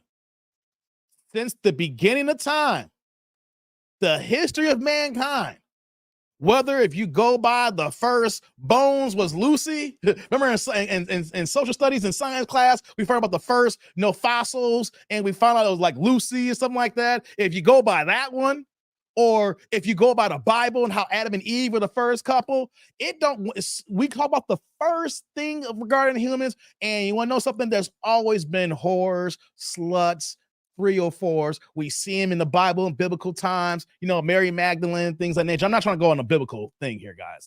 I ain't religious no more, but when you was born and raised and you slept in the damn Bible, you can let these things come about here to use these examples here, right? So, salute, Eric. Wait, hold on. Before I go on here, shout out to Eric here, the $5 holla here. I want to get this before I get cooking here. So with the $5 holla, turn the chat green here saying, nasty bitches not even worth the stroke. A-ho, WTF, Dick Nanigans, Dick Nanigans, Dick Nanigans. Who you telling, Eric? Hey, Eric. Hey, brother. Salute. Thank you for the holla. I appreciate you, man. Thank you, thank you, thank you. What I'm going to say here, like I said, there's always has been whores, 304s, ladies of the night, BITCHs. You know what I'm saying? Whatever terminology, dang, so let's talk about the biblical. Whatever terminology that you can think of for a woman, they've always existed, Dank. We go back to biblical times. There was pros back in the biblical times. Hey, we're going to go back to the first. That's why they say prostitution is the oldest living profession. There's always going to be women that's selling that thing, and it's always going to be thirsty dudes who want to buy it. Just the way it is. It's just the game nowadays, baby. Just the game. Not just now, just in general. Right? So what I'm saying here is these are kind of women we don't care about anyway, guys. There's always going to be sluts. Always going to be skeezers, porn stars, right? They're always going to exist, no matter what we can do in society. If we clean everything up, there will always be sexually degenerate women out here. But we're not worried about them. Let them be who they are. Let the pros be the pros. That's who they are. That's they get down. They're serving their purpose and their lot in life. That's something that we can't get rid of. But here is the other side of that double-edged sword. Other girls are looking up to them. Other girls see the money that they're making. They're cute or attractive. Take it away, the stuff. If you never saw them, if you didn't know this before you saw them in the streets, like, yo, that girl is kind of cute. Yeah, that girl, you see that, you're just like, yo, man, she kind of got something going here, right? But now that we know, like, women look up to that. She's so open. She's so free. Why can I be more confident in my body like this? Right? So there's the one side of it where we say, we don't care about them. Let them do what they're going to do. They've already destroyed their lives. They wrecked their lives. Well, they don't think that or not, because just because you're making money doesn't mean that all money's good money. Let them be who they are. The issue that we have when this happens is that other girls look up to this and thinking this is the way to go. And then what happens is you will see so many women who take this route, and then in 1 year, they don't like this here. They're disgusted with themselves. They hate that they put themselves this way. But what happens is that once you expose yourself to this lifestyle and other men notice here, then you're stuck with the stigmatism. So you get women who put their toe into the whore pond here, and next you know they're labeled that here because of who they're associated with. Even they may not be moving like that anymore, that's still your best friend. And then maybe once a year they have their hoe moments, they go to the club and things of that nature, but they ain't the biggest hoe like their friends here. The problem though is that your friend's hoe behavior makes you a part-time hoe from time and time again. So you got the young girls who follow this and destroy their lives. Then you got the girls who are actually maybe decent about themselves, but they have their friends and they got the peer pressure. So then they let their senses dull and they become part-time 304s when they with their friends. Or then you got the girls who get exposed to lifestyle and they just go all the way in. And next year, they all the way in, and that's it. They're giving them life. They become the new whore, and it keeps translating up and down here. So the issue that I have here is the fact that the influence that they have, and it's even more prevalent in our Black community for our Black women. Who are you to tell me I can do whatever I want here? Or my past is not going to impact who I'm be with in the future. Yes, it is. Your past impacts your present. That's going to dictate your future, girls. So let them be a whore or a 304, whatever it is. The issue is, how do we stop them from influencing others? And you can't. You can't. That's why we got to have these spaces here where that not only men, because they want to listen to us, we need women to tell these ladies here, yes, the whore's going to be the whores. But for y'all thinking this way here, this ain't the life. This ain't the way. Even though some of these girls talking all catty and funny online right now on their Twitch streams, on YouTube, whatever like that, on TikTok, whatever, let them get to their 40s and early 50s. Oh, yeah. Let them get to that. If they ain't stacked their money right, let the money start drying up because guys ain't buying what they used to be selling when they were younger. And then they're going to say, this ain't the way, ladies. You shouldn't live this lifestyle. But they'll do that when it's a little bit too late. Little bit too late. Shout out to Eric. He's back in the chat again, guys. He's back with another $2 holla. Turn the chat blue here. What you got for me again, Eric, saying the wall is gone? These some nasty 304 bitches. Yeah, the walls are gone. The walls are gone. Hey, man, Eric, salud. Thank you for the holla. I appreciate you. Thank you, Eric. Yeah, man, see. We're going to move on. What's going on, Jimmy? Jimmy in the building. I see you, man. Grits and Bacon says, I bet they smell like hot dogs water. God dang, that's nasty. Hot dog water. Ooh, I can't even look at hot dog water after the fact. Come on, man. Got to dump that out. Tommy says, my wife told me that in the Philippines, the family pushes the girls to do that if they're really poor, but that's special circumstances. These women are enjoying it. Oh, yeah. Hey, Tommy. Yeah. I got people in the Philippines too, man. You got the girls who are out there, but the ones who push it on there is because they got no other choice, right? But the people who got choices, they ain't trying to move like this. Rome says, gotta be made of adamantium to smash them. Who you telling?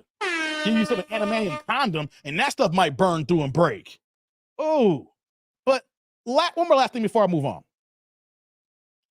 Ladies, there is nothing attractive by saying that you got 5,000 bodies. There is nothing attractive that says, hey, when I go to music festivals, I suck 50, 60 guys off to completion.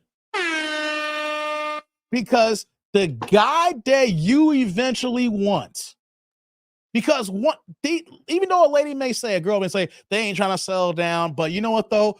When the right guy comes around, oh yeah, they will want to settle down. They may not know how to act right, but they want to settle down, right? Let that man come in and he knows how you move here. You ain't getting that man. That man is going to use you the same way that other guys use you here. Or he may look at him at a situation like, I ain't going to stick my stuff in there because she might try to get a baby on me here. And so let's add another caveat here, guys. We're going to move on. Why would you even think about wifing a woman like this one day?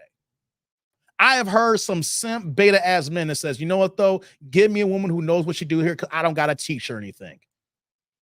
Damn that. I'd rather teach my woman everything, right? But if she has 5,000 bodies, imagine how many abortions she has had. You can't play Russian roulette with that many people and not have a slip up. Imagine how many abortions are there, and to the point where that's saying that, can she even have kids? Because some of these girls will have abortions, then use them like as birth control. And then when they get to a certain age, when they want to have kids and they can't conceive because of what they've done to their wombs here. And don't let any woman tell you that abortions are clean and you can have as many abortions you want and can have kids. Shout out to my boy Mikey and Mike Philippine Journey. My man's whole family is in the medical field here. His sister's one of the head doctors in Ohio. His mom and dad were both nurses and doctors. He used to be a nurse and he used to run schools so you can get your CNA, LPN, RN. His whole get that is all his people. It's nothing but nurses and doctors. And he'll go down and he's explained to me how these women will have these abortions here and not realizing the procedure destroys your insides. And then one day these women wonder why they can't conceive. And can they find out you had 3 abortions? You had 3 abortions. That's why you can't conceive. You went ahead and scrubbed your insides out so bad here that your body can't even handle a pregnancy anymore. But when you tell women that, oh, who do you know? What do you know? It's called talk to a goddamn doctor. You know what I'm saying? And here's the thing. I'm saying that's the extreme when you see these women taking off. It's not the extreme. You see it's kind of normal having a lot of abortions, but you'll be surprised if women only just have 1 abortion and they can't conceive anymore. You're just running the Russian roulette by taking a woman like this seriously here. At the end of the day, guys, if you come across a woman like this or women, both these girls here, they are just for play. Just for play. But listen to your Uncle Dave here. I wouldn't even play with that. As good as she looks, and because of how the experience she has and what that mouth do, and she might give the best head possible. She's been around so many guys that she know how to bounce her booty the right way, and then have you sucking your thumb like a little bit, like yeah, have you sucking your thumb, have you sucking your thumb like you 4 years old again, mama, right? Know what's gonna happen? You're gonna be itching one day. You're gonna be burning one day. And let me ask you a question, guys. Let's say that even if she does get pregnant, how would you feel? Not you. How would your colleagues look at you knowing that you knocked up a woman who got 5,000 bodies? And let's say that this woman lives in your area. If she's racked up 5,000 bodies, what are the odds that she's probably smashed somebody or one of your colleagues? There's 6 degrees of separation. She may not have smashed someone that you know, but she may have smashed someone that you know, that someone you know knows. Just nasty. It's nasty. So, guys, just because she look good, just because she's down for the get down, don't mean that you go all the way. Slow your roll, because they're living high and mighty right now. But just remember, any girl who lives a kind of lifestyle, trust me, and you guys have seen them in school, you grew up with them, there'll come a day they're going to regret their choices. And then all they're going to do is try to live their life, try to make everybody forget how they used to move. And you can't erase that. Can't erase that, guys. So, hey, we see this, guys, keep it moving. I call it the Kim status, Kim. Keep it moving. We don't need to deal with that. Let them deal with the low down people, because when you're having that many people, all that low vibration, all that energy, she's housing all that inside of her. And then when you stick it in there, you're going to take all that negative energy and she's going to put upon on you. And you're going to wonder why your vibe, your offset, your mojo's off too, because she sucked your goodness out of you. Remember that, guys.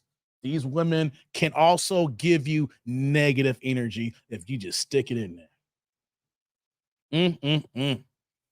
What are y'all saying here? Rome's like, I won't even play, Dave. Thank you, Rome. Don't play. Please, Rome. We need you and your Corvettes to keep pushing. We don't need her taking one of your Corvettes, baby. Nah, or you got to sell one because you got them knocked up.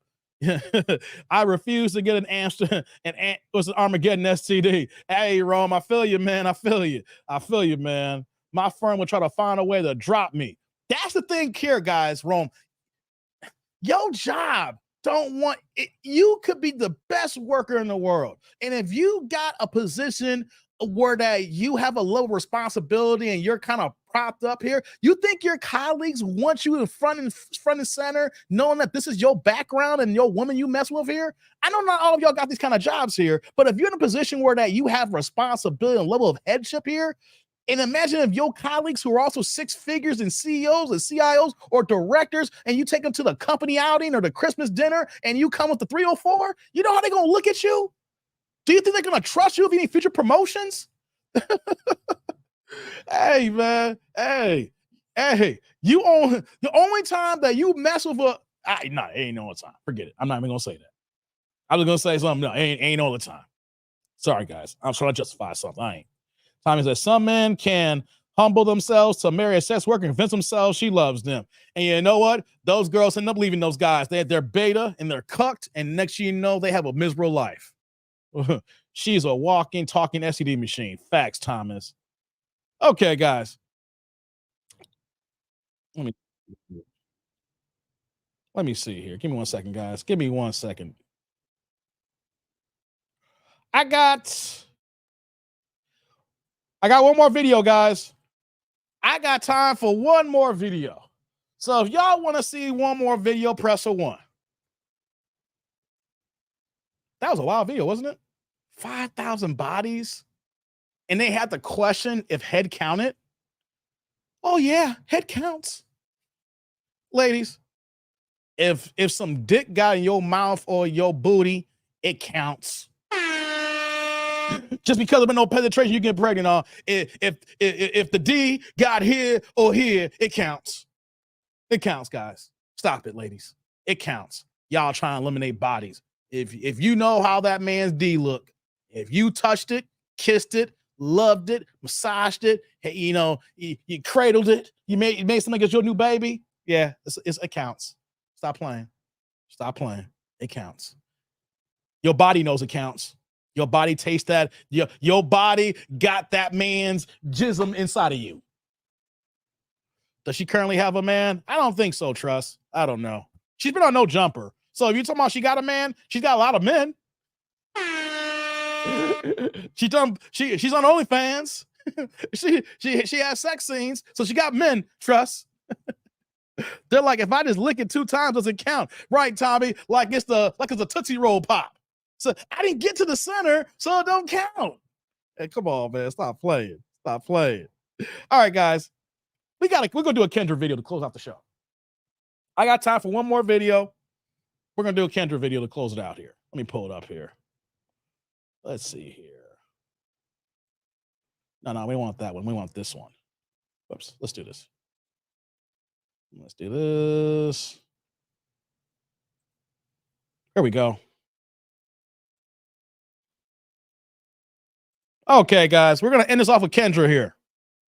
We're going to do a reaction to Kendra because it's all calls into play, right? These videos that we done here, these women watch this. And that's why they act the way they act. Oh, before I move on here, hold on. Shout out to Thomas. Let me go on the big box. Big box. Thomas came in with the Cash App, y'all. What's going on, Thomas? My man Thomas in the building. He came in with the $1.99, but we're going to upgrade to the $2 holla, baby. My man Thomas in the building. Check us out. The Cash App ain't got no questions or comments. My man Thomas is here for a straight love of the game. So Thomas, salute. Thank you for the holla. I appreciate you, man. Thank you, man. I appreciate that. Everything counts. I don't care if it's only $1.99. I ain't gonna be the kind of guy that's like, oh, $2. Peasants. I need more than $2. I need a minimum of 10, Thomas. No, guys, this adds up. After this show here, I need to run back to Guitar Center. I need to look at a few things here. You know what I mean? So yeah, every bit counts. You guys don't know, like, I gotta use my internet connection here, right? Y'all don't know the money here. I paid it. The first thing I do is pay the bills. The first bill is the internet connection. You know, even though it's all one bill, you got to think about it when you're running a business. So thank you, Thomas. I appreciate you, man. Thank you. It's all love, baby. It's all love. All right.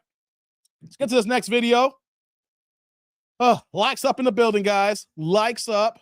This one's definitely going to be interesting. I'm kind of blind reacting to this one here. I hate blind reacting, but hey, this is what we're going to do here. Let's go, guys. Likes up. Hello? The hell? I can't hear you. Look, I'm so excited. I got my mic muted. Hi, Kendra G. How are you this evening? I'm doing good this evening. What's your name, baby? My name is Keela. Keela. How old are you? I'm 29. 29. 29. Before What 30. you do for a living?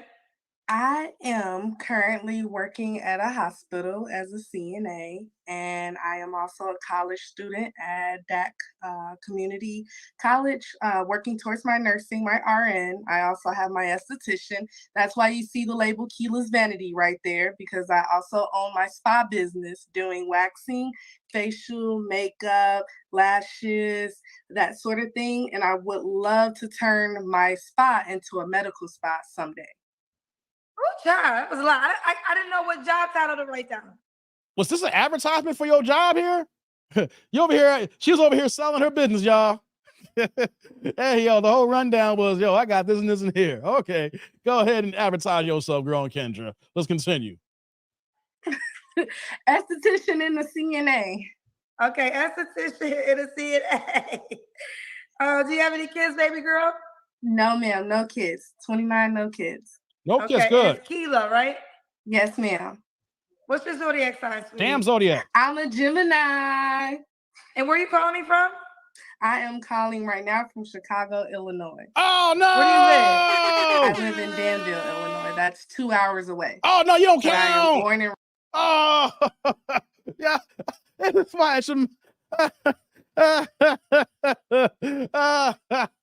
Y'all gonna kill me.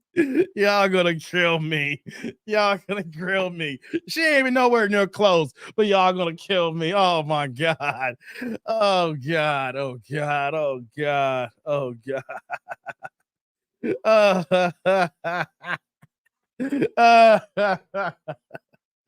Oh no. Okay, guys, let me just break some down to you. I know y'all gonna say, Dave, she counts because she's in the state and you said the state. But let me tell y'all something here. Danville is not close at all. You see, there's the thing that pisses me off when it comes to people in Illinois. It's not Illinois, Illinois. They'll say Chicago, but will be 3 hours away. Okay, it's one thing if you claim Chicago and you're within the Chicagoland suburbs, right? There's the northern suburbs, the south suburbs, the southwest suburbs. You know, if you're within the suburbs, when I say within the suburbs, you're within 30 to 40 miles. That's when they say the Chicagoland suburbs. So like if you're in the southwest suburbs, that can be like Downers Grove or like Naperville or like Lisle or, I said Aurora or like Oak Brook. I don't think Oak Brook's considered south. I think Oak Brook's considered southwest, right? That's southwest. If you say the south suburbs, we're talking about Markham. We're talking about Harvey. We're talking about Dalton. Orland Park area. We're talking about that. If you talk the northern suburbs, you're talking like Schaumburg. You don't put a little X on it. Schaumburg. You know what I'm saying? Barrington. You know what I'm saying? That's the Chicagoland suburbs in the circumference. You got Chicago and then the Chicagoland suburbs. Danville ain't the Chicagoland suburbs. It would take me 3 hours by car to get to Danville. Oh, I get it though. You're going to say, Dave, take the L. Take the L. Look at Grits and Bacon. Take this L. Thomas says Illinois takes the L. Hey, man. Hey, man. I get it. What is this saying? Lorenzo says CNA, high price made. Eric says Dave taking the L. Thomas says, damn, Dave. It all counts. I had L like 10 minutes ago, says Tommy. Rod said, some ugly curtains. Rod thinking of some ugly curtains. Rod, what the hell are you talking about, Rod? She got to take the L for those ugly ass curtains again. Hey, come on, Rod. Rod's gonna keep repeating the curtains. Come on, Rod. Leave the curtains alone. Jay says, damn, Dave, you gotta hold it. I'll take it. I'm always taking L's. But here's the thing, guys. I don't live nowhere near this area. Here's how it's gonna work this here, all right? I take the L. I'm like Elias in Platoon, you know, when he was getting shot up before the chopper came. Get to the chopper now. No, he's getting shot up in Platoon. Charlie Sheen, everybody, Corbin Burson, let them out to dry like that. I'm like this, like Elias right now. I'm taking the L's. I'm taking the shots. Right? Just know it's 3 hours away. I'm closer to Gary, Indiana than Danville. I'm closer to Milwaukee than Danville. Oh, God. God, oh God. Okay, guys, let's get back to the video. I'm taking the L. I'm taking the L. God damn it. I'm taking the L. Forget y'all, ain't his crew. Forget y'all. I'm taking the L. Taking the L. Born and raised from Chicago. All right. So Keela, 29. Is that am I not saying it right? I ain't trying to hear it, Renee. I gave you the breakdown. You're saying it right. You get the Keela, geography 29, lesson. is a Gemini, no kids, works at a hospital, esthetician, CNA, masseuse, she climbs ladders, walks dogs, child, feeds your mama, school bus driver, stops at a stoplight, runs a train, builds iPhones, and will babysit your kids. She got 50-11 jobs. TT ain't doing that. In a CTA, gives birth to giraffes, also takes horses to Kenya on the weekends. She got a lot of jobs. I'm adventurous. You can have fun with me. Take I me to know. Ghana with you, Kendra. Take me to Ghana. I'm a vibe. Oh, Lord, she a vibe, y'all. Ghana ain't cheap. I know it, girl. I be watching you. I love you. You are an inspiration to me. Thank you, baby. I received that. All right, but what kind of man you looking for, baby? Honestly, I'm looking for a man that can come to the table with the table. What the hell? If you broke, I don't want you. Oh, no, we got one of baby mama those. issues. Not saying I won't accept kids because I love kids. But if you got baby mama drama, stay away from me because it's good vibes, good energy. We over here just basically living it up. I'm a God-fearing woman. I love God and I put God before everything that I do. So I definitely want a God-fearing man that is very positive, supportive of my goals and my schedule. And yeah, and I definitely have some deal breakers. Like you can't have bad breath. I don't want to deal with that. You can't have missing teeth. You got to be well groomed. You just got to be all around like a king because I carry myself as a queen. Okay. Shit. Be a king because she a queen. All right, what's your deal breakers, babe? Before we get to the deal breakers here, look at Dank. Dank, you having a hard time with this one? Rome says, a vibe, she'll fight men. Renee's like, curtain matches the hair. Hey, come on, Renee.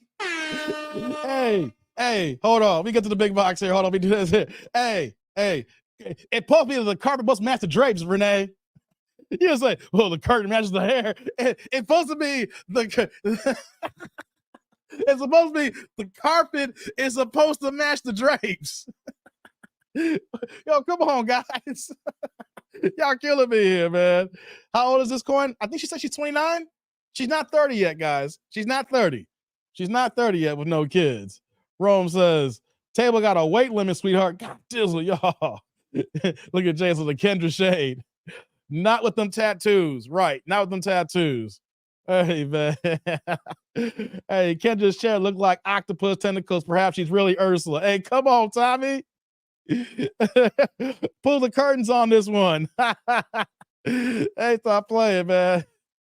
Says, I bet her kitty looks old. Like, hey, come on, y'all wrong. Shout out to Bad Breath. Why gotta be our Come on, Squeegee. Hey, let's get back into it. Y'all wrong. Y'all so wrong, man. Y'all so wrong. Let's go. Well, I did discuss some of them. My other deal breaker is lying. You just be bold. Tell me the truth, even if it hurt. I could take it. I'm strong. I got thick, tough skin. Like, just lay it on me. You don't gotta lie to me. You know, I'm very easy to talk to. Okay. Hey, guys, this is not about her, but this is in general here. Y'all don't have to lie to women these days, guys. Y'all don't have to lie to kick it. Guys, take her out of the equation. You will be so surprised how many women will rock with you if you tell them the truth. Because some of these women are unscrupulous and got no qualms on their get down. If they digging you, they digging you. The thing is, like, make sure that stuff doesn't blow back on me. Guys, I'm not telling y'all to be wilding out and cheating, but if y'all doing what y'all doing here, if you got some side pieces, you know, and if she asks you, or if you talking and if she asks you, you married, you got some woman, say yeah. Say yeah. You'll be surprised she'll be down for the get down. Because then she can be like, how does that affect me and you? And then you let them know, it's like, hey, look, this is when I'm free to kick it. You know, you can get down with this and not get down with this. Man, you'll be so surprised at how many women be down for it. You ain't gotta lie. The worst part is lying, and then she finds out about it. You up front, and then you getting down and dirty. The only thing you gotta worry about is your missus finding out. Right? And nowadays it's so crazy now that the missus, you know, some people got these situations where the woman knows that the guy's doing what he's doing here. Just don't bring the crap home and don't bring me no drama. So guys, stop lying. All right. And if the girl don't want to rock with you, tell the truth, that's cool. Keep it moving. You'll find someone who will get down if you'll get down. I'm not saying to be out here lying and cheating and doing your thing here, right? What I'm saying is if you tell the truth, you will be so shocked that she has no problem playing the side chick, or she has no problem playing number two, or she will literally tell you, I don't want a relationship anyway. When we're together, we're together. When we're not, we're not. Rome's like, I'm lying to the liars. Yo. Jay's like, why is that wig, shirt, and drapes matching? Hey, come on, man. Y'all going heavy on the drapes. The time's like, but how does she look like with real hair, though? We will never know, Tommy, because we never know what their real hair looks like. Rome's like, honey mustard's her favorite color. Come on, man. What you saying here, Dank? My lady knows I need to empty my balls when she is busy. There you go, Dank. Hey, Dank. In the comment section, tell me, is she your number one and your number one don't care as long as she's getting taken care of? If that's the case, then let me know, Dank, because Dank will tell you straight up here, right? I'm not just talking here, right? If your woman's being taken care of, let's say she's your number one, and if she's being taken care of, a lot of times women won't care as long as you don't get the other woman pregnant and you taking care of her here. And if somehow she do get pregnant, she can be like, you still got to keep up your responsibilities, Negro. Dank's like, yes, sir. Hey, guys, be honest and be truthful. You'll be shocked of what your lady wants. You'll be shocked at what your lady can handle. How's this bitch a queen and she's at the bottom of the tadpole nursing? Come on, Lorenzo. Come on, Lorenzo. Hey, man. I just remember I need to get some pumpkin. Hey, come on, Renee. Not the pumpkin. Stop playing. Okay. Child, don't lie to her, child. Don't lie to me. I'm the What Gemini. happened in one of your relationships when the guy lied to you? What did he lie about? Whew. Saying that you single and you know you really ain't. And you know you got ties dealing with baby mama drama or another female. I don't got time for that. She don't got time for that. Don't play with her time. Now, this kind of woman, guys, don't tell her this. Okay, she ain't the one that uses your side chick here, all right? Yeah, if you gonna go out here side chicken, you know what I'm saying? This ain't the type here, right? She already saying she don't want to get down. I'm just saying, in general, you'll be shocked at the women who are okay with it. Don't make her your side chick, guys, all right? Don't make her number side. Don't make her number 3 or number 4 or number 5, all right? Because y'all get on these damn drapes. Don't play with it. All right. Does he have to look? Do he got to look a certain way? Looks. Preferably, I don't discriminate. I want what God wants for me. But he definitely have to be handsome because I'm a good looking woman. You definitely can follow me on Instagram, Kila, Kiyla. Check me out of everything that I do. He definitely have to be ready to pop out in front of the cameras always, because I'm always heel ready when I'm out. So I like a man who wants to go out, even go to sport dates like basketball games, football games. I'm that kind of girl. Okay. I ain't gonna be mean, ma'am. I ain't gonna be mad. She says she looks good. I'm not gonna be that guy right now. I'll let y'all do it. If I say what I really want to say, tribe, I'm being mean. You know what though? I will say this. It's good to have self-confidence. It's really good to have self-confidence. All right. I ain't gonna say about her looking good or not looking good. All right. Your boy's trying to evolve. Your boy's trying to grow. Your boy's trying to say things without saying things, without hurting feelings out here. Okay. She thinks she looks good. We'll let her think in her mind that she looks good. All right. I ain't gonna say she's ugly. I ain't gonna say anything. I'll let the chat say it. I'll let y'all do the down and dirty to get down here. All right. Hey, right, look us in the building. Shout out to my man Drew Titan. Put me in the big box. Drew Titan in the building. What's going on, brother? Oh, last night was rough, brother. With the $5 holla, turn the chat green here. That's what Creed was about. Apollo died, but his wife spun the block and came back black for Adonis. She loved her husband conditionally and his offspring. Drew in the building. Drew, salute, brother. Hey, brother. Salute. Thank you for the holler. I appreciate you, man. Thank you, Drew.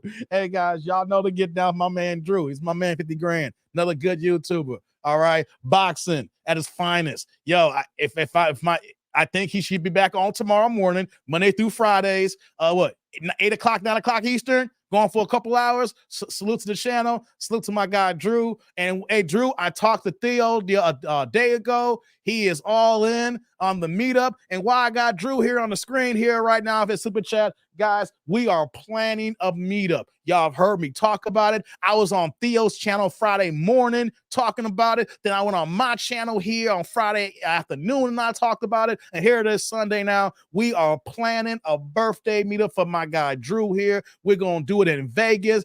Details are coming. We're giving y'all a year in advance to go ahead and prep for this Vegas trip. It's going to be a meetup. It's going to be a birthday party. And when the weekend we're planning, it's probably be a boxing fight that weekend as well. You don't have to go to the fight because it costs money, but there'll be a fight that weekend. And what we're also going to do, I talked to Theo about it, Drew. We're going to do a live show.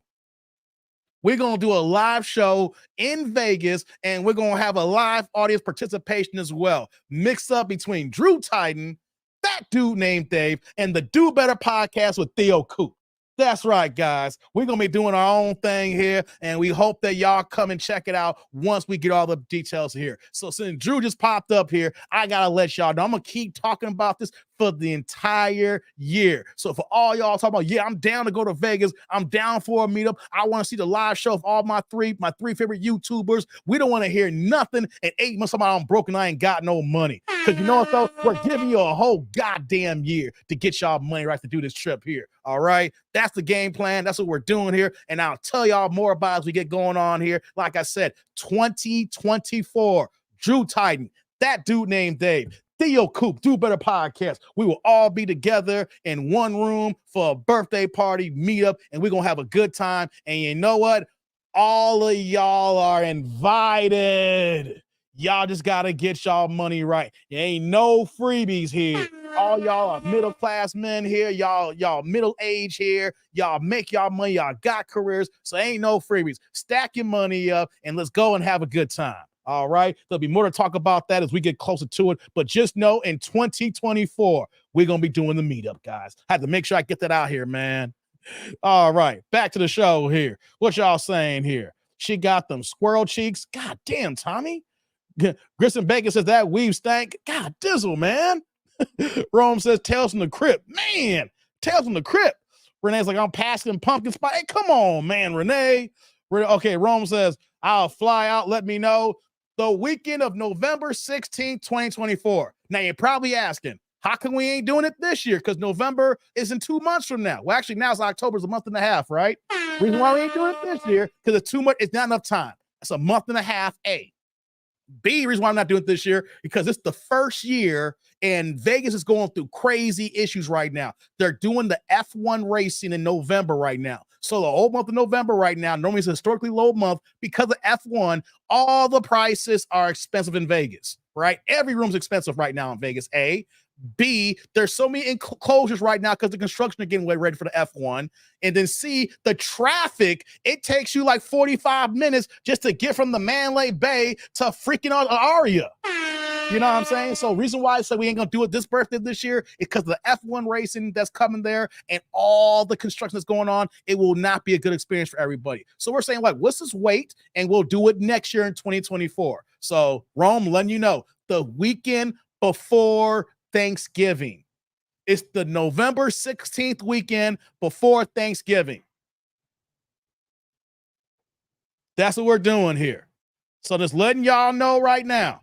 Tommy's like, I'm gonna keep an eye on Vegas after the hack, Dave. I'm an M Life member. They messed us over. Yeah, I know, Tommy. If you're an MGM person, with all, because the Vegas trip is basically broken into two companies. You have the MGM properties and you got your Caesar properties, and then you got, the other ones who are individually owned on their own. Like the Wynn is individually owned, Wynn Encore is individually owned, the Venetian Palazzo is individually owned. But then if you look at the MGM, you got the Aria, you got Vdara now, the Cosmo just taken over by MGM, of course the MGM Grand, the Mandalay Bay, the Bellagio, Excalibur, the Luxor, so all of those properties by the MGM. So if you're looking for prices right now, don't look at MGM right now because you can't even book the decent rooms. Like when you try to go to book an MGM room, you can only get like the basic rooms. You can't even get to their suite life game.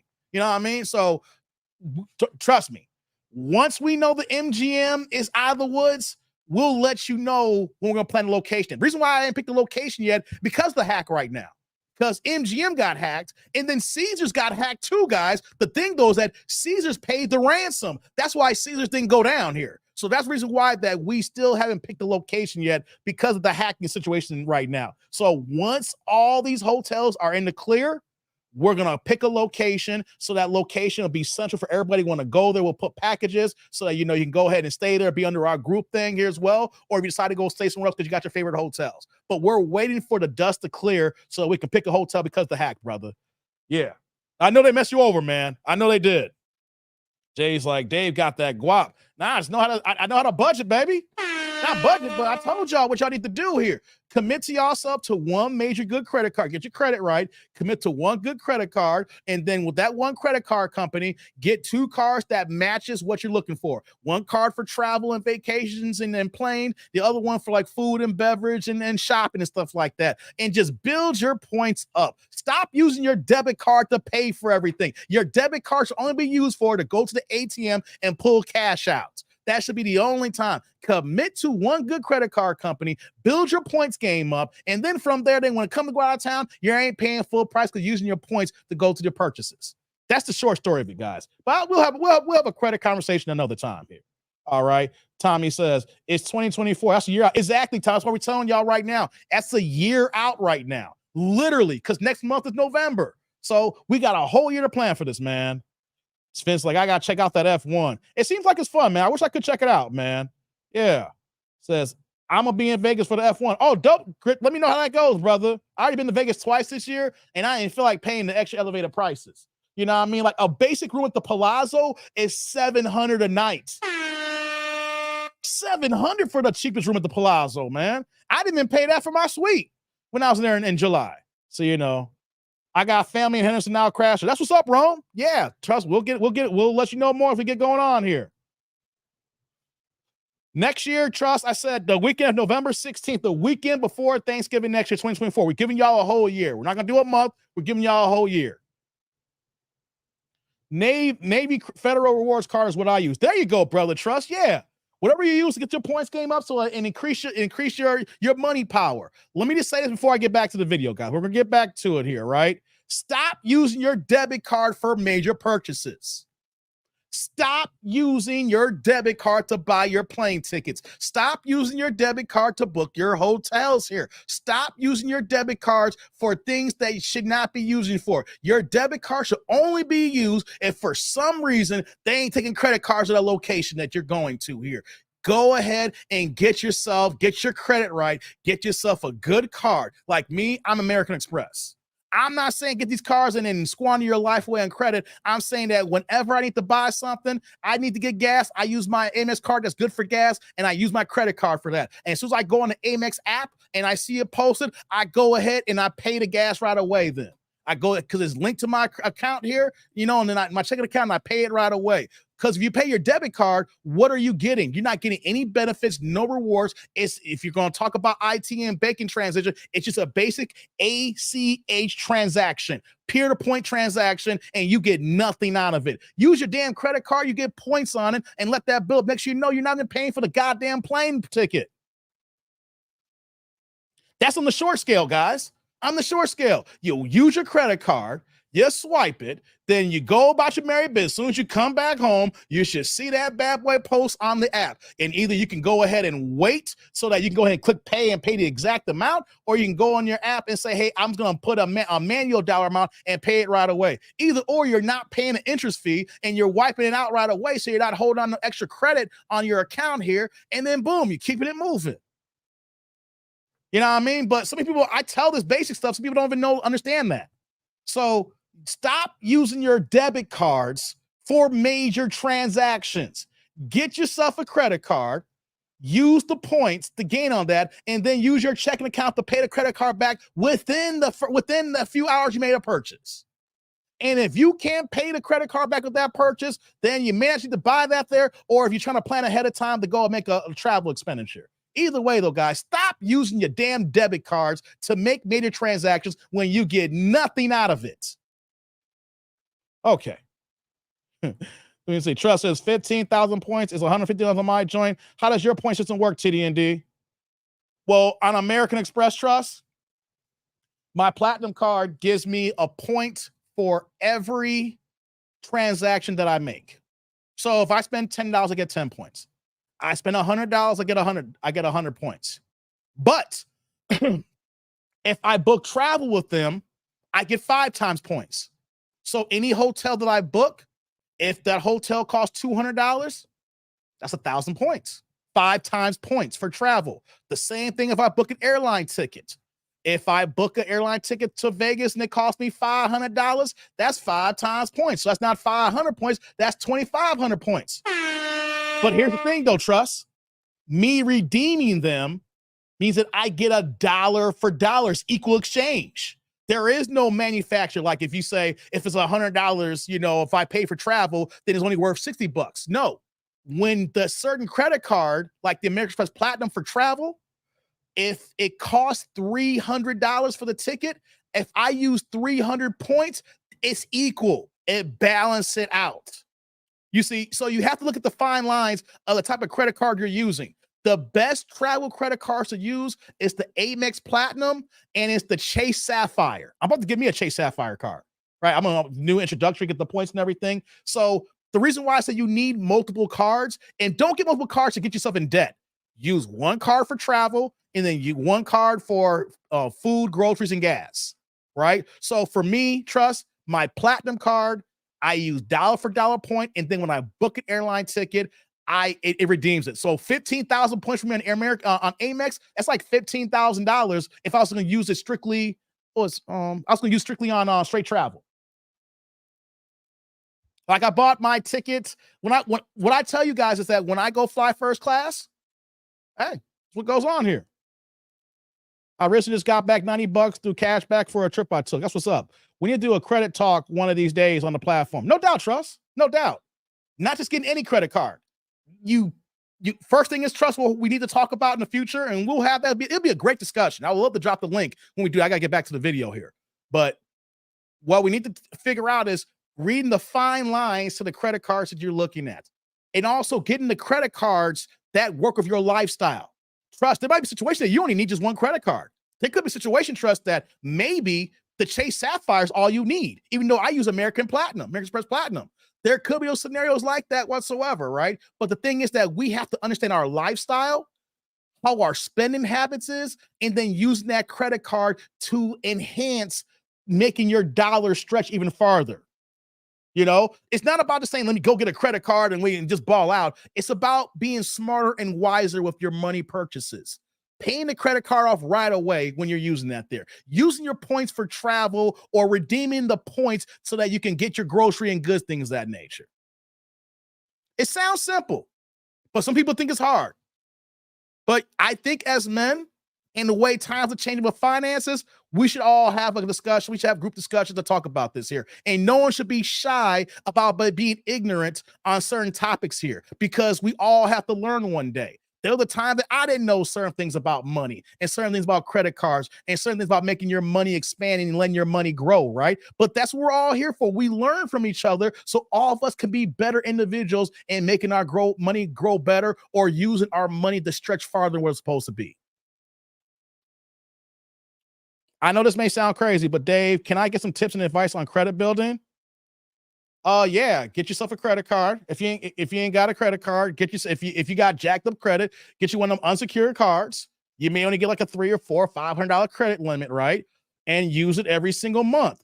But you know the cool thing these days compared to the old days is they all have an app. So you get you that one credit card and you use it every single month. When you use it, you pay it. You use it, you pay it. And when you come to your statement balance, you pay it off in zero before the statement date comes up. That way that you're using all that credit utilization, then you pay it off. So the next month you have full utilization of your credit cards. You keep doing that every single month. Just use your credit card for purchase and pay it off right away and pay it before the statement date. And then next thing you know, that credit card company is going to give you an increase in your limit there. So you keep building your increase in your limit and you're building your credit status and you're keeping your utilization low. Eventually, then you want to get away from that secure credit card because they probably charge you a pretty penny every month just to hold the card. So you get yourself a legit real Visa or American Express or a MasterCard. And then you do the exact same thing. You use it and you pay it before statement balance. Use it, pay it before statement balance every single month to showcase that you are a good creditor and someone who pays his bills on time. And after a period of time, then, you just need no more about 2 or 3 credit cards max. And then you start building on top of that with other things as well. That's the easiest and smart thing to do. That is the easiest and smart thing to do. And then within a year or two, you'll be surprised your janky 400 credit score is over 650. And then once you get the new credit card that has better interest rates and has more points and has better qualities that you can get outside of making purchases, that's when you start doing the same thing and then you increasing more. Maybe you have a house, you got a major expenditure, like you got to do a bathroom. You have your 10,000 cash set aside here. You go ahead and do your bathroom. You pay the people off to do the bathroom and you pay it off right away. And you just keep doing that. Keep paying before the statement balance. Keep using it, pay before the statement balance. Within 2 or 3 years, be surprised when your credit's over 700.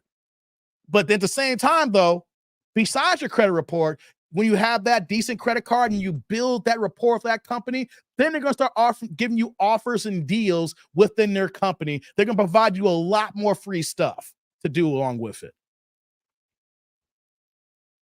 The whole idea is to pay your bills on time. Then these companies will give you free stuff.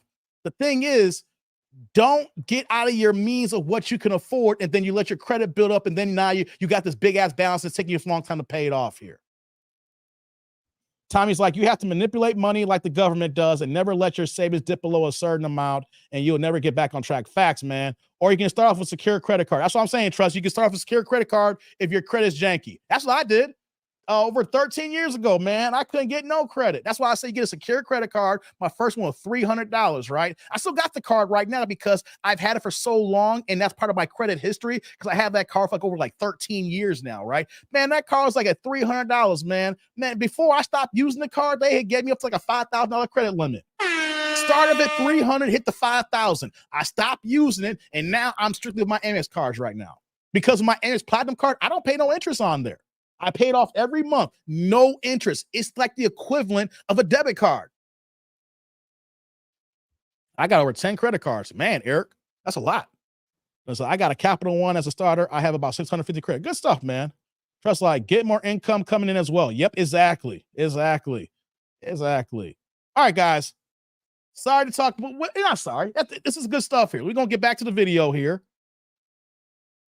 I mean, I got that many credit cards too. I got about 10 credit cards too, Eric. But my thing was, I don't even use these credit cards anymore. Like the old credit cards I got, I was getting them and I was picking them up. And then once I got the big boy cards I needed, I just stopped using them. I paid them all off, but they're there just in case of an emergency. So as far as my credit utilization is concerned here, I got all these credit cards and ain't nothing being used but my 2 Amex cards.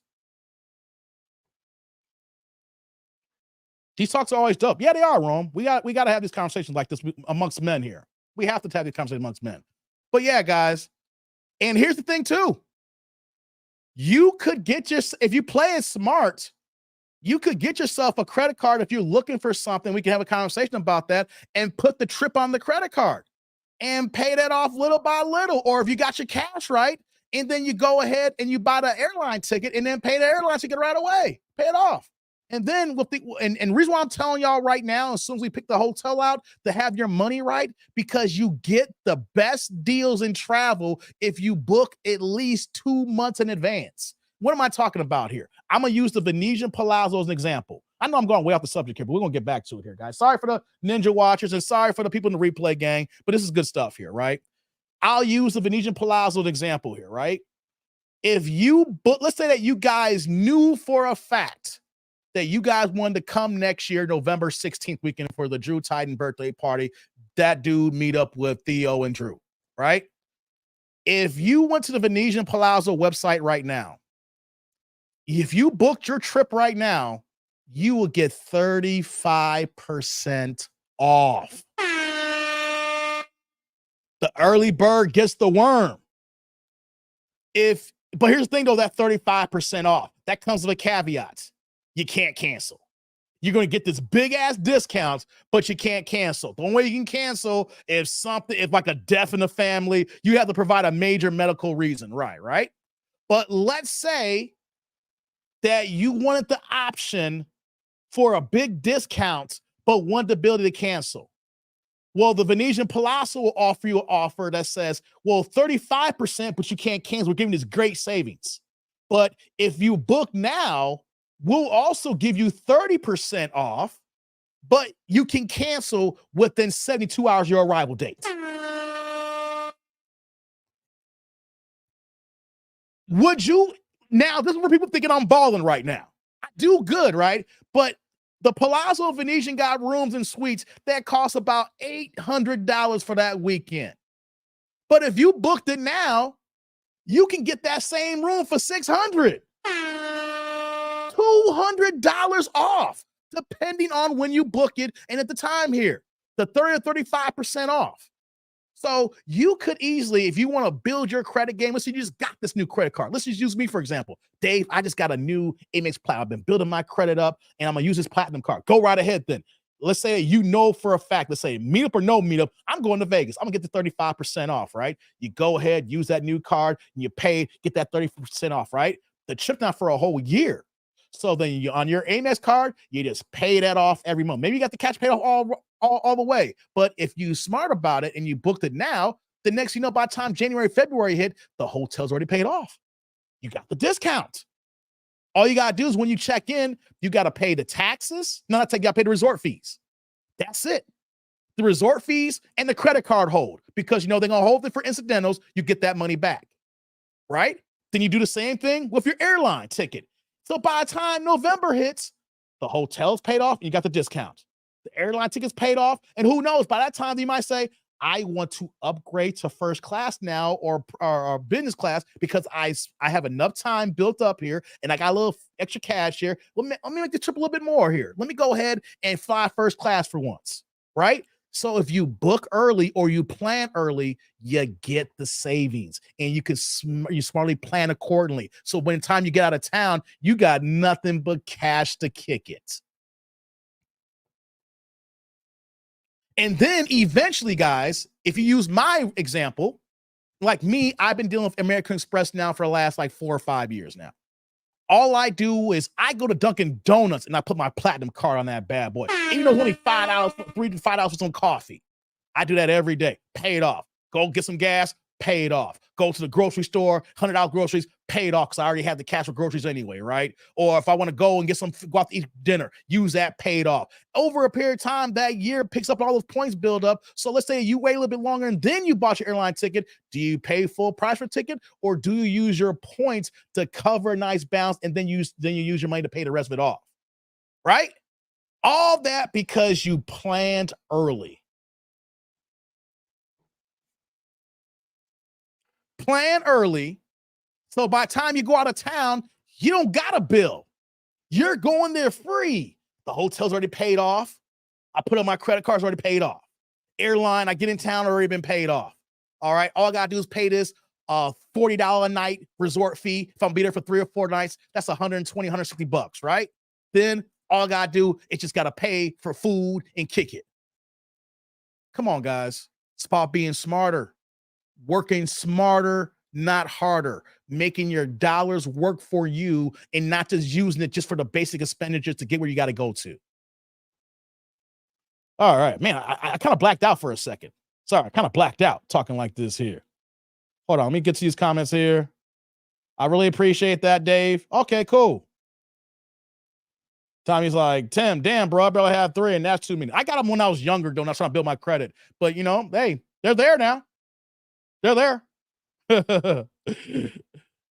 Try not to get in over your head. Credit can't overwhelm you. If your money isn't right, then you can ultimately go into bad debt. Exactly, Trust. If your money ain't right, take a pause. If your money's kind of funny, take a pause, man.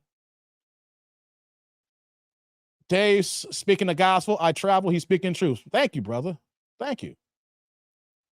In order to ball, you must be mindful of spending. Hell yeah. Just because you can afford the ball, you still got to be mindful of what you're spending here. You could be bald. Next thing you know, there could be a couple of $100 that come up missing. You don't realize it. Yeah. Dave teaching how to stay balling, man. Hey, man, just because you got it don't mean you got to be reckless about it, you know? Tommy says, I stayed in San Francisco in June and it was overlooking the water, paid $1,300 for the whole trip for 4 days, 3 nights. That's dope, man. That's good. Nothing but cash. Yeah. 3 nights for $1,300. That's not bad in Cali. Yeah.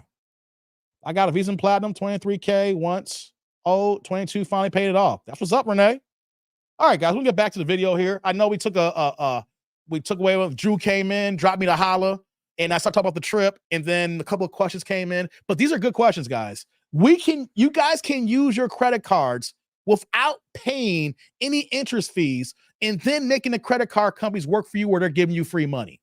Or they're giving you free items and free gifts. Just remember that, guys.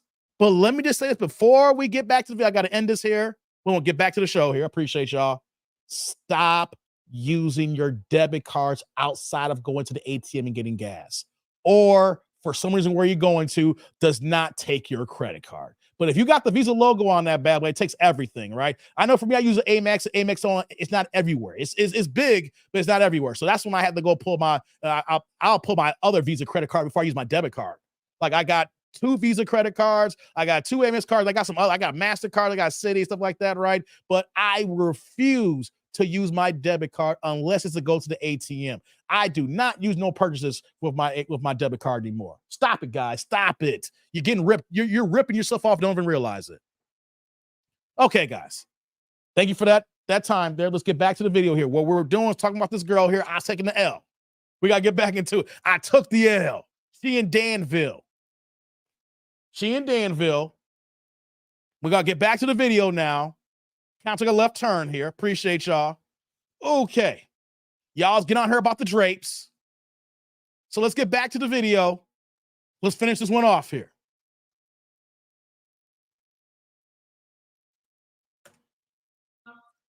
What about money? Let's see, gotta make a certain amount of money. Speaking of money, guys. Perfect timing. Perfect timing. Honestly, yeah. Honestly, yeah. I don't want to, I meet halfway. I don't want to always be the one that every time we go out, I'm always digging in my pocket or my purse.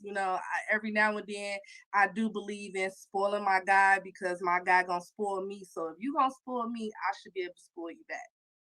Okay, fair enough. Let's do the kids or Kim. Okay. Before she gets to the kitty cam, she didn't say a dollar amount. She said about if you spoil me, I spoil you. So we didn't get a real dollar amount. But yo, y'all been clowning about the hair. Y'all been clowning about the shirt and the drapes all the same color here. So we're going to get to the Kendra cam now. Let's see what kind of body she working with, because y'all might change y'all mind. Yo, get on her about her drapes, but her body could be banging, guys. Hold on. Let's see what she got here, y'all. Let's see what she working with. I got my waist snatcher Waist on. trainer. So I'm sorry. waist trainer, Let's guys. cut it. It's already there. We already know. So I'll make it tight. Okay. Oh, God. What do y'all think, guys? What do y'all think? First thing first here, the waist trainer is on, so that's not her waist. She's not that snatch. I know she's hurting right now. She's in pain, sucking all that in. Oh, I don't know why y'all ladies do this here, right? You know, I get it. Y'all trying to scope y'all bodies, but whew. What Renee said, camel toe. Oh, hell no, Renee. You got a cute shape. Okay. Thank you. All right, boo. So this is Kayla, right? Yes, ma'am. Kayla. All right. 29, Gemini, works at a hospital, no kids. Danville, Chicago, esthetician, CNA, ghostwriter for Wu-Tang Clan. You know, she do it all. She got 57, 11 jobs. Back up. I will say this, guys. I will say this. She got the waist trainer on, right? But the way I had to give it a few seconds here, that's why I didn't talk. I was noticing something, right? The way the waist trainer is, she's not fat. She's not super fat. But you know the waist trainer is sucking some stuff in, right? It's sucking some stuff in. So this is the equivalent, guys. You guys know what I'm going to say here. This is the equivalent of a butterface. You know, it ain't the best body, but it ain't fat. You know what I'm saying? There's thighs, there's a little booty there. So for the guys that don't mind with the lights completely off, for the guys that want to put a bag over her head, this will work for you. You know? So this is a butterface. Because she ain't fat, but there's thighs and booty. But with the tights on, I know what you guys gonna say, Dave. I pull them tights off, those spanties off. I can tell there's gonna be some dents in there. It's not all together pretty. I know. You guys gotta listen to me here. I'm just saying there's some guys out here that will go ahead and get down. They don't care about your face. Just keep the lights off. This is for those men out there who watch me. For all y'all watching me here who don't mind butterface. This is for y'all. Just want to put that out there for you guys here. This is the butterface, fellas. The butterface. Backup singer and dancer for Beyonce. You know, waist trainer, instructor for Cardi B. She do it all. Preschool teacher in Ghana on the weekends. All right. When was your last relationship? Last relationship. My last relationship, believe it or not, a year and 4 months ago, and I was in a 5-year relationship with a woman. Oh! Are you looking for a woman or a man? Ooh, I go both ways, but woo, child, I'm 29 with no kids, so I at least want one child. Oh boy. So check it out. She's 29. So a year and 4 months ago means that she was 28 years old. So from 23 to 28, she was in the lady pond. Guys, you already know what I feel about this here. I don't care if she said she wants kids right now, right? I don't care that here. You know what's going to happen here, guys? If you do, wait, big box here. Big box. Let me get to y'all supers here. Big box. If you deal with a woman like this, who for the last 5 years was in a serious relationship with a woman, but she's talking about now because she's about to be 30, she wants kids, she's 29. This is going to be this. I'm not going to say it's similar, not the same. It's going to be similar to Tiana Taylor, and Iman Shumpert. I know they're celebrities, but they got married. And then during the course of the relationship, they dabble with women. They brought women to their home. They're going through a divorce right now. But what's going on with the two of them? The reason why they confirmed that they're breaking up because someone spotted Iman with another woman. But you know what the rumor is with Tiana? She's with another girl. She's with a girl right now.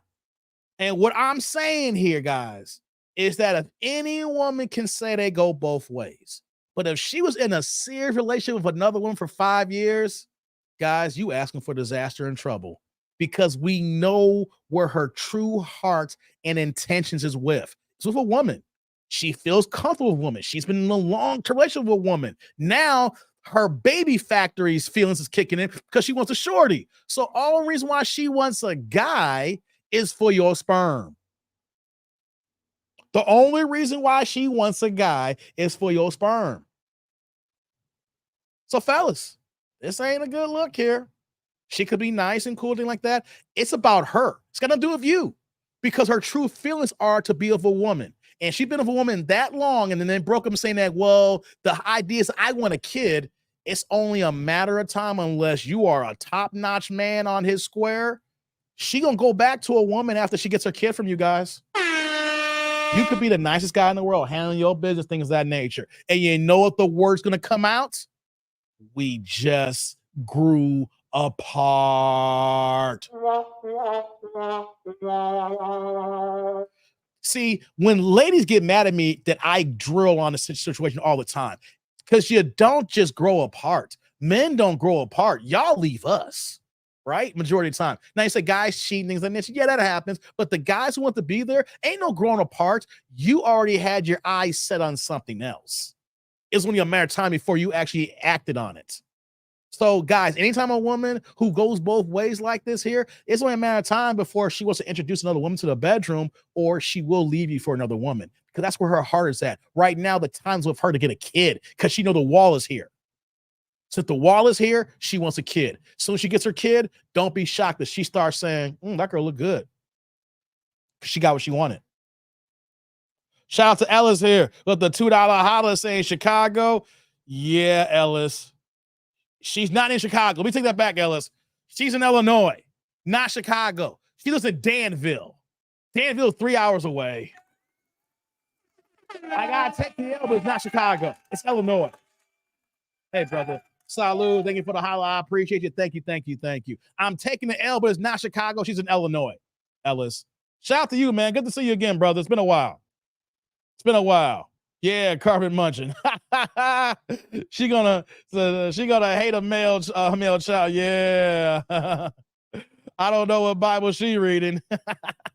Yo, guys, look, let's get back to the video here. Oh my God. Oof, oof, oof. So, because I've been focusing on the men this whole time. When's the last time you dated a man? Yeah, let's hear this. Last time. Ooh, that would have been 8 years ago. Whoa! And now, so you want a man because you want a baby because men do this. I've had bisexual men request women, but because they just really wanted a child. Now, do you really want penis, or you just want penis because you want to get pregnant? That's what I'm talking about, Kendra. Honestly, I'm best of both worlds. So with me and my ex-fiance, we literally did best of both worlds. We ain't discriminate. So I like them both. She likes them both. Okay. So, and now you tell me, when we almost done with the damn interview, you could have told me that at the beginning of the interview, girl. It's not the best of both worlds. Because she said she ain't been with a man in 8 years. This is not the best of both worlds. No. You were with your girl for 5 years before you broke up 16 months ago. Before that, you ain't been with a man for 3 years.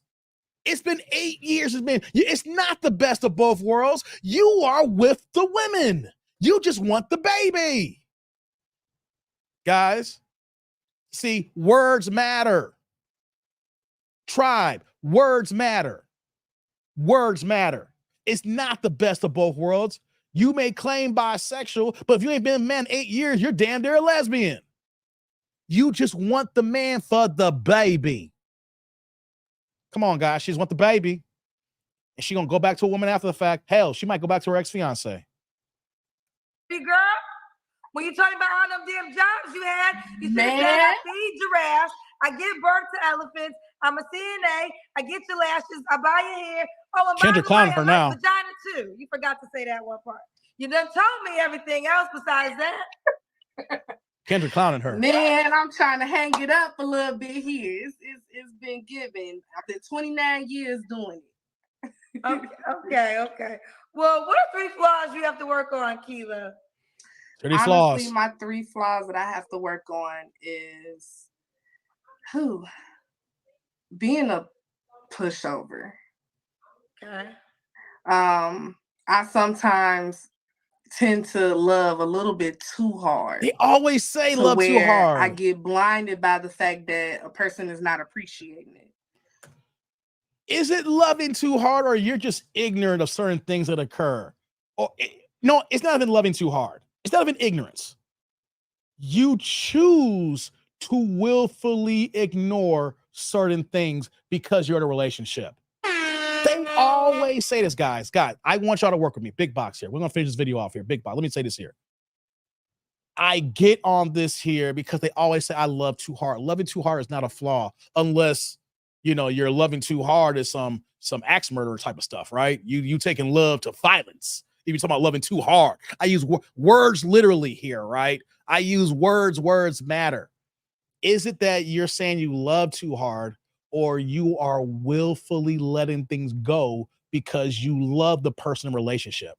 See, it's not loving too hard. It's about you letting things slide because you don't want to start an argument, or you don't want to break up because you like the person that much, or you're scared and you're insecure to be alone.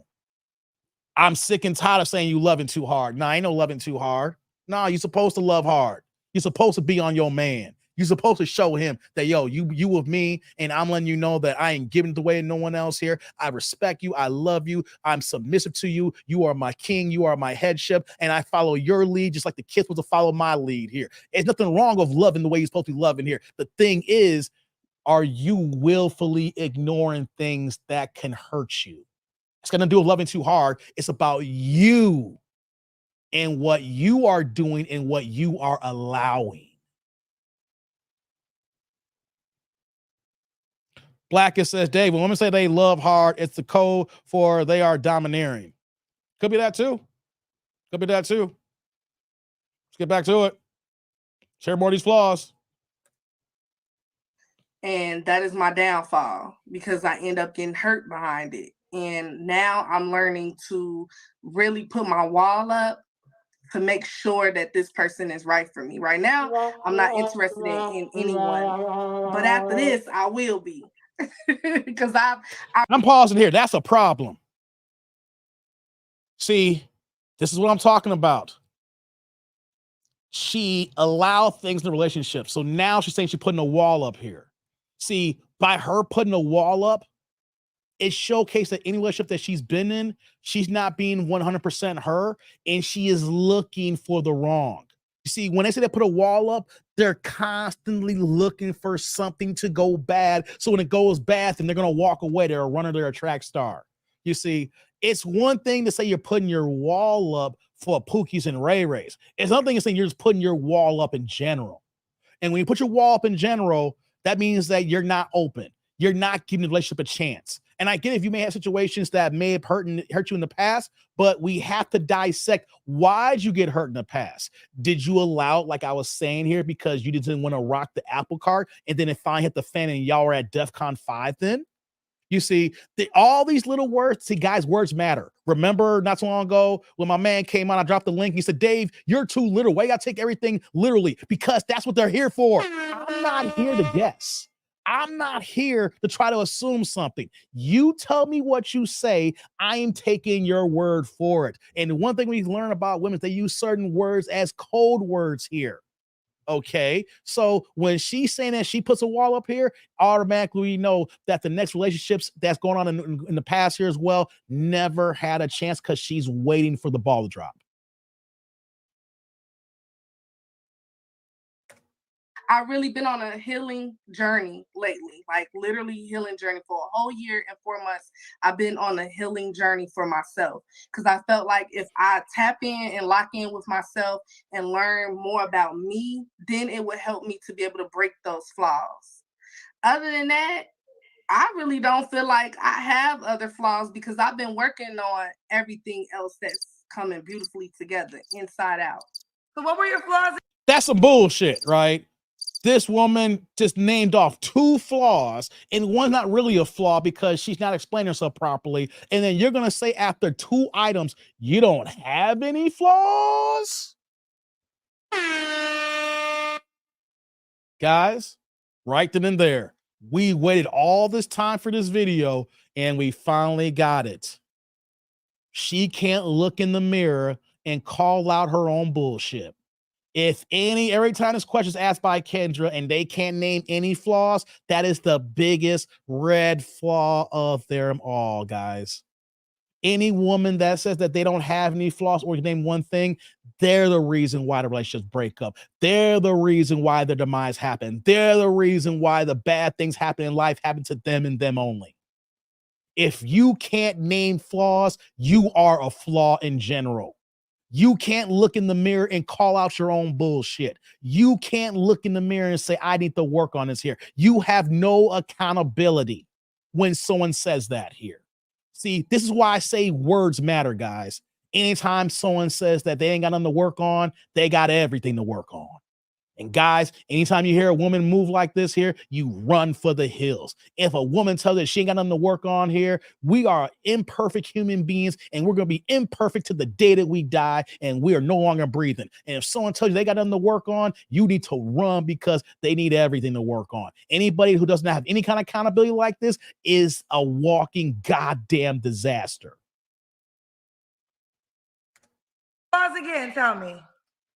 Being a pushover. That was my That- main number. That's the it? only flaw? Look at Kendra gonna get on her now. Come on, I Kendra, love get on her. myself, honey, Kendra. I got big self-esteem. Well, that's the problem because to only have one flaw means that is a flaw. As Zach Book said it best. If you can't name 3 flaws, that's a flaw. Really? Yes, really. Absolutely. Because let me ask you this question. Why would a woman or a man be like to be with you? Because I'm an elevator. I really motivate. Like when you're in a relationship with me, we're doing 100% adventurous stuff. We're making memories. How are you a motivator when you're a 29-year-old CNA? I ain't gonna be mean right now, but you say you ain't got no flaws. I know you're in school right now, but 29 years old in the CNA, you should have been a CNA about 7 or 8 years ago.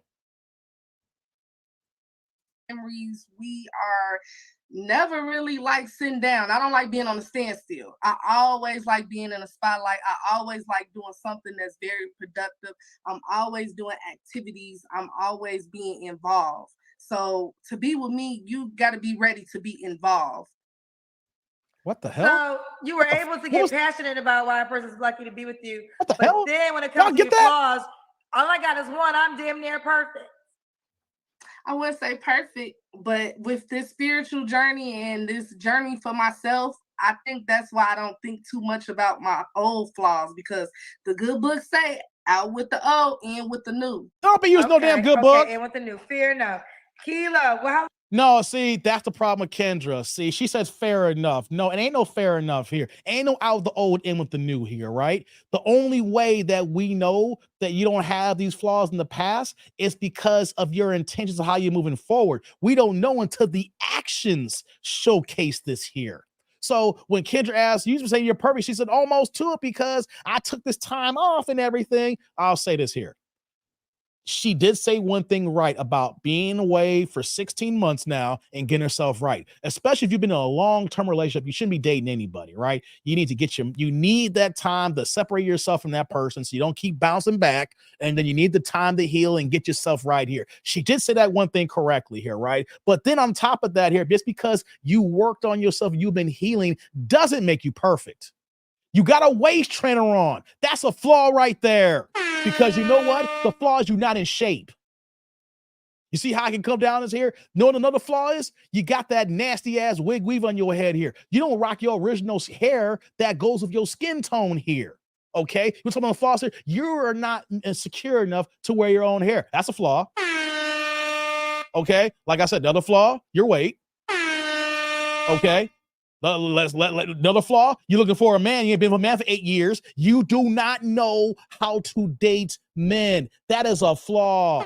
Dating is an exercise, guys. You got to work these muscles so that you can deal with people, talk to people, understand people, become in these intimate settings, whether it's at dinner, whether you're over someone's house, or you're at the park, whatever the case may be.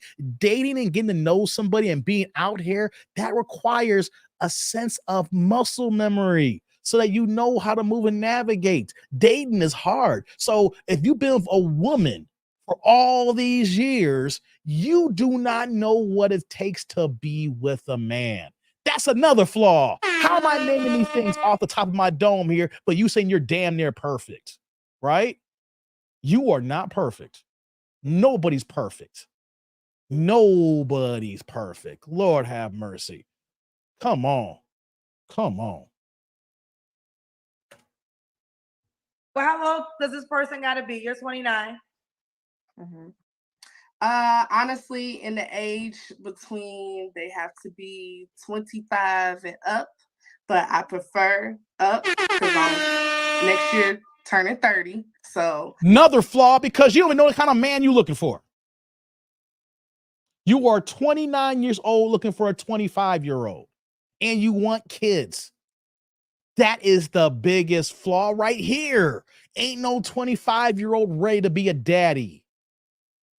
You said that you want kids right now because, like you said here, before I cut you off, you're about to be 30 your next birthday, and you want a 25-year-old. Your flaw is you don't know men in general. You don't understand men. You don't even know what you want outside of a baby.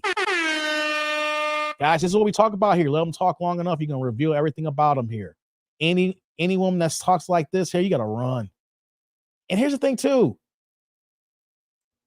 I don't hear Rihanna saying she's perfect. Kendra even made a quote about Beyonce. And I've heard that song before. Beyonce, all y'all women love Beyonce. And what is one of her biggest hits? Flaws and all. How is it that y'all spend so much money to look like Beyonce, to go to Beyonce concert, to buy all Beyonce's music, buy her clothes and stuff like that, Ivy Park and whatever stuff like that here, right? But when Beyonce talks, you only hear about being single ladies, being independent. When she talks about her husband and being not and having flaws and being imperfect and then being there for her husband and her kids, y'all ignore that bullshit, don't y'all? Oh my God. You see, they love Beyonce until Beyonce talks to real. When she talks to real, they ignore it. They forget Beyonce even said that here. Oh, man. no older than 40. No older than 40. All right, Keela Boo, how could the guy she prefers reach out to you? You can find me on Instagram, Keela, Kiyla, and even after this, I'll share even on my Facebook, Keela. Also, you can see the tag on there, Keela's Vanity. Thank you, Kendra, for having me. What's going on, Jerry? Welcome, baby. One more question. Does the guy have to be in Chicago? No, he don't. You're not in Chicago. Do you want women to reach out to you or no? Honestly, women can. I'm interested, but you know how that go. As soon as you get to talking about you, I don't know how it go. No. See, this is the problem here. It's about being intentional at 29 with what you're looking for here. If you want a kid, if you want a real beautiful relationship, and if you claim to be quote unquote bi, you need to focus and harbor on relationships that deal with the opposite sex. The fact that she said that, yes, women can hit her up, showcase that she ain't ready. She don't know what the hell she's talking about. She ain't ready to be a mother, or she wants her cake and eat it too. She'll go ahead and find a woman and deal with her, and then she finds a guy and have the guy knock her up. Once again, we're going to be seen. We're prophesying someone who can put the cart before the horse. She ain't going to be focused on getting married. She ain't going to focus on finding the man to be her husband, and that husband becomes the father to her kids. No, she's looking for a sperm donor. Did y'all hear me? She is looking for a sperm donor. She is no different than Ebony K. Williams on a different from a different book. She is no different than Ebony K. Williams, except for the fact that she is 10 years younger. But here's the caveat. You've been dealing with women here. So you know what, though? It all balances out. I don't know how it goes. I never dated a woman. Kendra, you said you got the friends. I got what friends? You know, you got gay lesbian friends. The I whole- have, listen, actually, shout out to lesbian women. I don't have any lesbian friends though. I mean, shout out to lesbian women, but I have a lot of gay. Oh, okay, yes, I see how you say that. I have a lot of gay friends, but they're all guys. Okay, so the shade is girls don't really care for girls that go both ways, but then you got some that care about it. So I mean, I'm open to it, but right now my focus is really, you know, a guy. The book is really a guy. All right. Well, keep me posted how it goes, baby. Thank you, Kendra. Bye, baby. Okay, guys, that's the end of the video there. I know what she said at the end, what she's focused on, but she opened that door. Because she had the back, she opened that door. What did she say? They can reach out to me, but you know how girls can be, right? Fellas, we don't need to deal with this here. Let me get to these supers here first, guys, before I finish off the show here. Shout out to my man Ellis with the $2 holla again. Turn the chat blue here. What you got for me, brother Ellis? Did her and her girlfriend share a man at the same time? My man Ellis in the building. Hey, Ellis. Salud. Thank you for the holla. I appreciate you, man. Thank you, thank you, thank you. She kind of insinuated that to one degree, Ellis. But here's the thing, though. You know, she was saying, like, you know, we give and like that. But then she said that she ain't been with a man in 8 years. So it was kind of confusing. I got the impression that maybe her girlfriend may have messed around with guys, maybe, because she was open about it. But she said that she ain't been with a guy in 8 years. That's why I went as hard as I did. She does not know how to deal with men. Think about it. Guys, for anyone who was out here, if we're not out here dating women or been with women here in 8 years, how are we supposed to know how to treat a woman on a date? 8 years is a long time. We're talking pre-pandemic. We're talking like 2015. You're talking about 8 years, 2015, depending on 2014, depending on the timing of it is, like the end of 2014, 2015, whatever the case may be. It is a long time. We're talking pre-pandemic. We're talking during pandemic. We're talking post-pandemic. All of us here is a little bit different since we had the shutdown. Then you add the fact that a decade has gone on and that you have had no real major interactions with other men before outside of that situation. So you're not alone with men. You're not talking to them. You're not knowing what men tick. You're not seeing how they tick for you and just how you are comfortable with them. All you've been doing is being comfortable around women. And if you've been around women all this time here, you have no idea how to navigate, how to talk to, how to deal with, and how to love on a man. Shout out to my man Squeegee Kid with the $4.99 $5 holla. Turn the chat green here. What you got for me, brother? She said a man will be lucky to be with her because she's an elevator. An elevator. Hey, Squeegee Kid, come on. Salud, brother. Thank you for the holla. I appreciate you.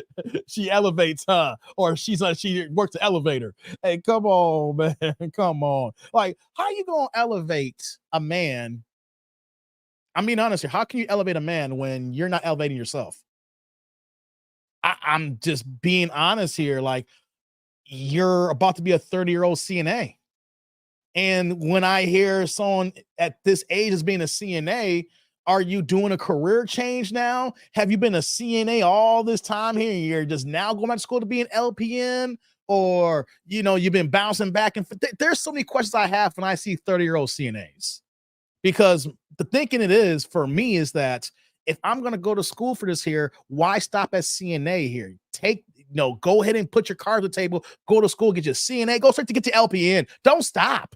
Keep going. Because a lot of time I see people who said they're CNAs, they stopped. They went ahead and got that and making their $15 an hour, right? Why stop? Keep going and get the LPN. So I'm like, how are you elevating me when you haven't elevated yourself? You're knocking on 30. You got no kids, never been married. So what's your excuse? It's one thing if you were married or you a baby mama and you got kids, and so it's so hard to go to school. But I'm just sorry. I'm gonna call a spade here. Like, I do not want to see no grown 30-plus-year-old CNAs. You should have got your CNA and went straight for your LPN. Or if you had your CNA for years, you was content with that. You see, this is the way my mind moves. Like, you should not just only young people. I know this is hard. Like, some people, unless you made a career change and this has been within the last year, that's one thing. But I should only see young people with their CNAs while they're getting their LPN. If you about to be 30, that's a problem. I'm sorry. I am sorry. Crack Baby Life says Rome. Hey, come on, man. Vincent, I'm sure she or they did Ellis Decade. Says that this chick not going 10 years without. Right, hey, Vince, man. Hey, 10 years without the D. Like, you like the lady pond. I get it. And this is what I'm talking about with guys here, why you should not deal with women like this here. Because if she's been with a woman that long, we know what her get down is. And if this is what you are on the inside and you feel you need to be with women, hey, do you, ladies? I don't know those feelings inside where that you have those type of emotions for a woman you're supposed to have for a man. But to be with a woman all these years and then all of a sudden then you want a man because you want a baby. No, we didn't hear anything about being with a man because of his headship or looking for a solid relationship. You mentioned about elevators, but that's for men and women, right? We're not hearing the real sustainable things that a woman will want for in a man. The only thing that I heard was the main focus was a baby. So I literally can see a situation where that she gets with a guy and then she's with that guy and she gets pregnant and they may do it for a year or two. And then she breaks up with them because they just grew apart and she's back with a lady again. What's going on, MOP? Hey, Dave Tribe just woke up from working 8 p.m. to 7 a.m. tonight. She is crazy. Elevator. Give her a Moist Watkins, Dave. They be good together. They're both delusional AF. F Moist Watkins. Hey, man. What's going on, MOP, man? Hey, man. Salute to you, brother. Get that rest, brother. I know it's working that midnight shift, man. I did that for like 2 years, brother. I know the grind on that. Get your rest, brother. You're going to need it. I hear you, man. Appreciate you. Dang says, I just went back to see the Mustard's woman body. That was an absolute disaster and a waist trainer gross. Dank, you ain't got a comment. You ain't had to drop one. I already know how you get down, Dank. You saw her. You're like, ew. Oh, Dank, correct me if I'm wrong. You probably felt dirty watching her. Like, I'm dirty, baby. You have that crackhead itch, right? You see her and you start itching. It's like, oh, baby. Dank, I already know you'll get down, brother. I already know you get down. No mention of a husband or a family. Thank you, Trust. That's what I was getting at here. In this entire video, we didn't hear about wanting a husband, a man, feeling secure about a relationship, building kids and a family. Like, girl, I'm 29 years, about to be 30. You know, we got to get this started here. You know, we want to build a foundation. You know, we want to go ahead and get a house and then, you know, build to have family vacation and trips. I want something real, Kendra. No, only thing she talked about is I'm about to be 30. I need a baby. So many words. Right, Trust? And so this is why we need to talk to each other, men here, because these women say this here and they're thinking, hey, it's my time now, right? But as men, what do we get out of a situation like this here? Because this could be something that goes horribly wrong. She doesn't know how to date men. She ain't been with men. She ain't had no D. If anything, she's basically a lesbian at this point here right now. And so all the things that men would want in relationship, or at least a little bit something in companionship, she ain't said it from the opposite side. So what do we have to gain? Because the very first thing that she said in the video was what? I need a man to bring the table. Forget about what you bring to the table. I need the man to bring the whole table, right? So it's like, okay, you want this kind of man to bring the whole table, but you don't even know what's being served in this table. You don't know what that man likes to eat on this table. You just want a man to just bring everything and all you got to do is show up. You got to bring something too, ladies. We just can't have no conversation where I'm doing all the talking and you're just sitting there like a goddamn brick in the wall. I need to know what you want. I know what your intentions are. I need to know what you like, what's your desires. What do you want out of a man? How do you want me to protect you? How do you feel that I am secure for you in this masculine energy? I need to know these things besides saying that I need a baby, nigga. I need a baby. I ain't had D in 8 years. Go ahead and pipe it down, shoot your load, and give me this baby. That's all I heard. But what can we do, guys? What can we do? See, this is why I am literal. Words matter. What you're looking for, fellas, make sure you express that. You ain't need to lie, like she was saying. You ain't got a lot of kicking no more. Whatever you want, put it on the table, guys. Remember, there is more women in this earth than there is men. We are not without. There is an abundance now. The problem here is with the ladies, unfortunately. There's more ladies than there's men here. They don't even know how to move. They don't know how to date. They can't even articulate kind of men that they're looking for. So men, we have to know what we're looking for, articulate what we're looking for here, and not lie to these women so that when we put our cards on the table, they either will rock with us or not rock with us without even getting argued saying this nigga lied to me or this guy said this and he didn't do this here. You say what you need to say up front and they can say yay or nay. If they say nay, there's about 22 more women that you can come run to that same day, guys, and do the same thing. You'll eventually find what you're looking for. You ain't got a lot to kick it. What did Kendra Marshall say? You ain't got a lot to kick it. Because she's just a mess, like most Kendra call it. Yeah, she is. Most callers are a mess. Most women are a mess these days. Why? Because they don't have no good teachers. Black people in our community, we're not getting married. So you know what means we're not getting married? That means your mama don't have a husband. And if your mama don't have a husband, she don't know how to talk to a man. Hence, when she talks to her kids, she talks to her kids in the wrong tone or the wrong sense about what men want or what they should look for to men. Hence, we got this circle that keeps building up where that the mama's teaching the kids with no man in the household. The kids are looking up to the mama and there's no authoritative figure outside of mama. So they don't see no true headship. They don't see no real leadership. And then what happens is they grow up, they become grown and they follow the same steps that they mama. And they're saying the exact same words that they mama. And then next thing you know, we're seeing the same thing, how they are single, they're alone, they become baby mamas. And hence the cycle just keeps widening and widening and widening, why we don't have nuclear families in the homes and why we're not getting married. And the parents, the kids are not seeing mommy and daddy together. If anything, all they're seeing is mommy with her badass pookie relationships. They don't want order or structure. You're right about that. Because they know when a man, the man that they want comes in that house here, he ain't gonna take no BS trust. He's gonna have structure, he's gonna have order, he's gonna want to discipline, and he's gonna want things to run a certain way, and they can't let their egos handle that, man. So if they can control and tell a child what to do, more freedom comes with that. Exactly. A competent man doesn't play games when it comes to running a household. Trust, I don't run no games in my house. I hear you. Like I said here, repetitive cycle. You're all right. No structure, order. And so when you have no structure or order, trusting everybody here, the kids come up with that. They don't have no discipline. No one's checking them. You know, somebody got to check my daughter. my daughter's at the age now that she's 6 and she's talking so much and she gets excited and want to be involved in grown folks conversations. And everyone, I gotta shut her ass up. I love my daughter to death. You know, she's beautiful, she's cute, she's my heart. And every once in a while, I gotta be like, hey, grown folks are talking. And she looked at me like, I had to talk. I said, hey, anybody talking to you? No, we talking. You be quiet. She had this look on her face. And that's the way it's supposed to be. You got to check your kids. Ain't mama checking kids like that. The way the mama check the kids is a whole different ball game. I had to check her like, look here. Nah, you can talk when you can talk here. Daddy's talking here right now. You need to stay in your place, okay? Yes, daddy.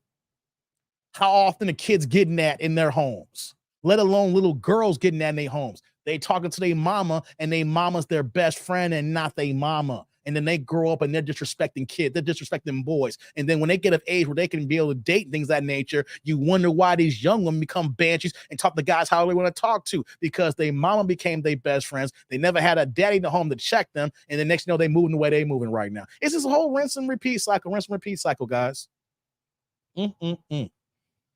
So guys, just remember, we don't got to lie.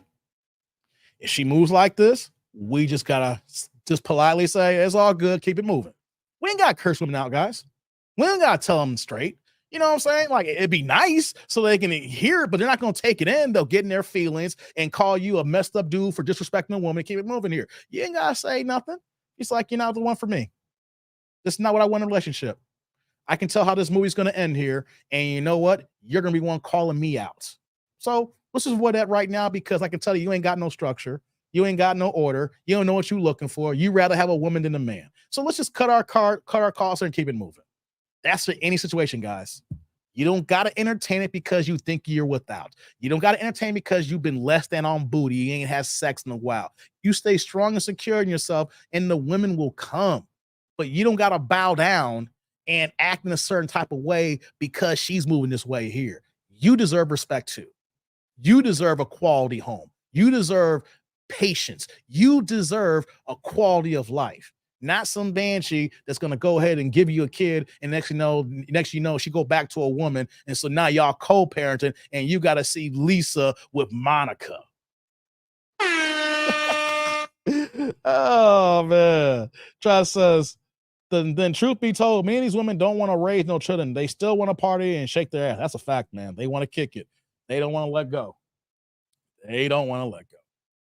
But on that note, guys, I'm gonna get out of here. We've been here for 3 hours. It's dinner time. You know, it's Sunday. I wasn't planning on going this late, guys. Here's the thing. I wasn't planning on doing a late show today. You guys know I've been wanting to do these early shows before the football game. But I watched the boxing fight last night, and I was up late. And by the time I woke up, I just did not have it in me to do 11 a.m. stream. I said, let's just move it up 4 hours to 3 o'clock, right? So that's what happened to me. So best believe, though, that I'm trying to keep these Sunday streams in tow here. I just need to go to bed at a decent time so I can be up early on Sunday morning so I can go ahead and kick it with y'all here, because I literally watched a fight that was horrible. Jermell Charlo basically shat the bed last night. Lord have mercy. That was, man, Canelo came in the best shape of his life and gave him a beat down. I mean, it wasn't like he got knocked down once, and then it wasn't a total ass whooping, but you could tell there's leagues to this game. There's levels to the game here, and there's weight classes for a reason. He should not have gone up 2 weight classes. Some of y'all who don't know boxing says, okay, Jermell Charlo is the undisputed champion at 154 pounds, and Canelo's undisputed at 168. So you say it's only 14 pounds. Plus, Jermell's tall, got the longer reach. But in boxing, guys, every pound matters, and weight classes are there for a reason.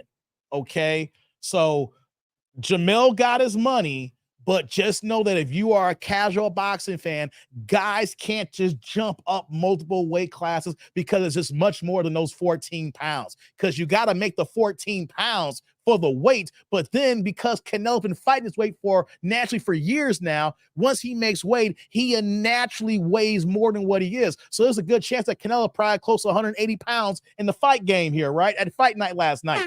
Mel went in at 167 pounds. I wouldn't be shocked that he didn't put on too much weight, probably close to 170. The difference, though, is that when you put on extra weight and you're this high class of athlete, that extra weight, those extra pounds, that can throw off your speed and your timing and your power. You may get increased power because of extra weight, but your speed might be a little bit off here. Your fastball may take a little bit dip because you got extra weight you're doing here, and your body's not used to the extra pounds. So I knew that. I'm gonna say this before I go. I knew the fight was over after round 1. After round 1, I knew the fight was over. And I'm going to say this last item so you guys know where I'm coming from here. Shout out to the late, great Emmanuel Stewart. Rest in peace. I think he's one of the greatest trainers that's ever happened in boxing. The man was a dope commentator. He felt like a dad when I listened to him talk. He knew how to talk and break things down, right?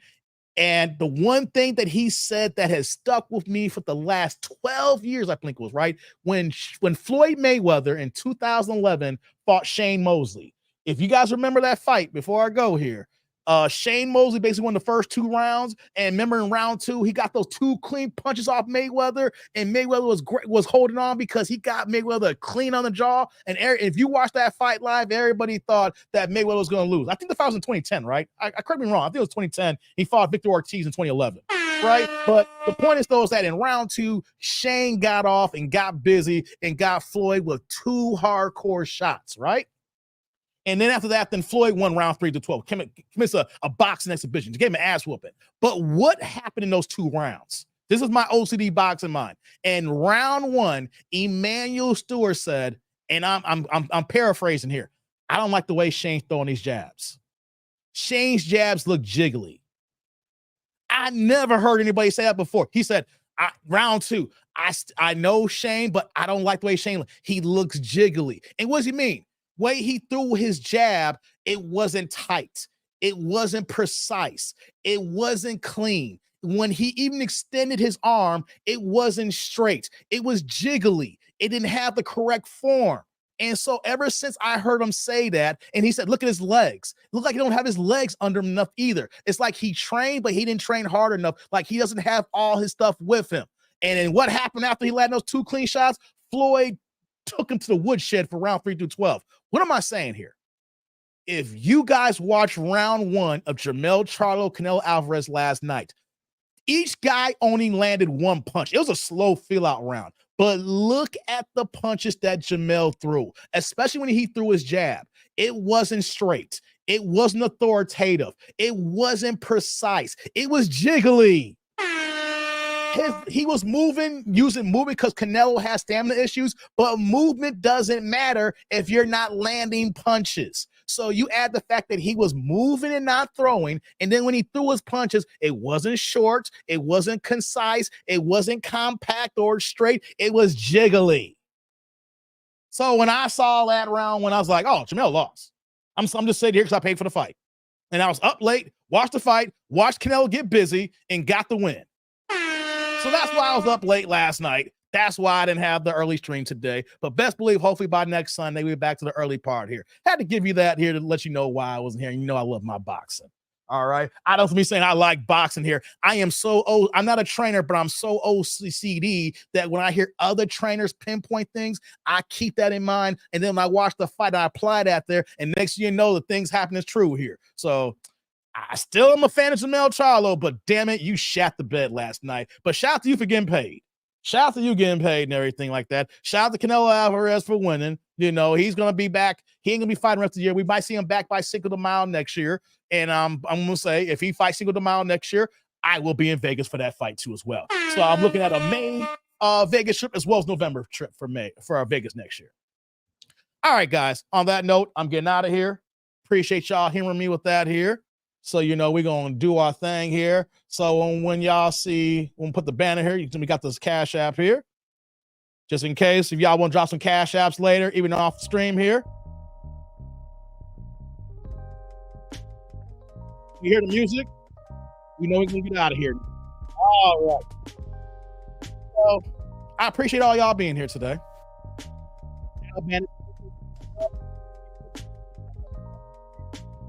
Don't send notifications out. I still gotta cook. I can't get mad because the algorithm is doing some things here. We're gonna keep cooking till the algorithm gets back to me here and they stop blocking my content. But we're gonna get out of here, guys. I appreciate y'all. Look out for the next live stream here in the feed that I'll be dropping here. And when y'all do that, y'all gotta show up and press the like button and show y'all love. But I'm out of here. Enjoy the rest of y'all Sunday. And as always, I'm that dude named Dave. I'll see y'all later, YouTube world. Y'all be good. Peace out.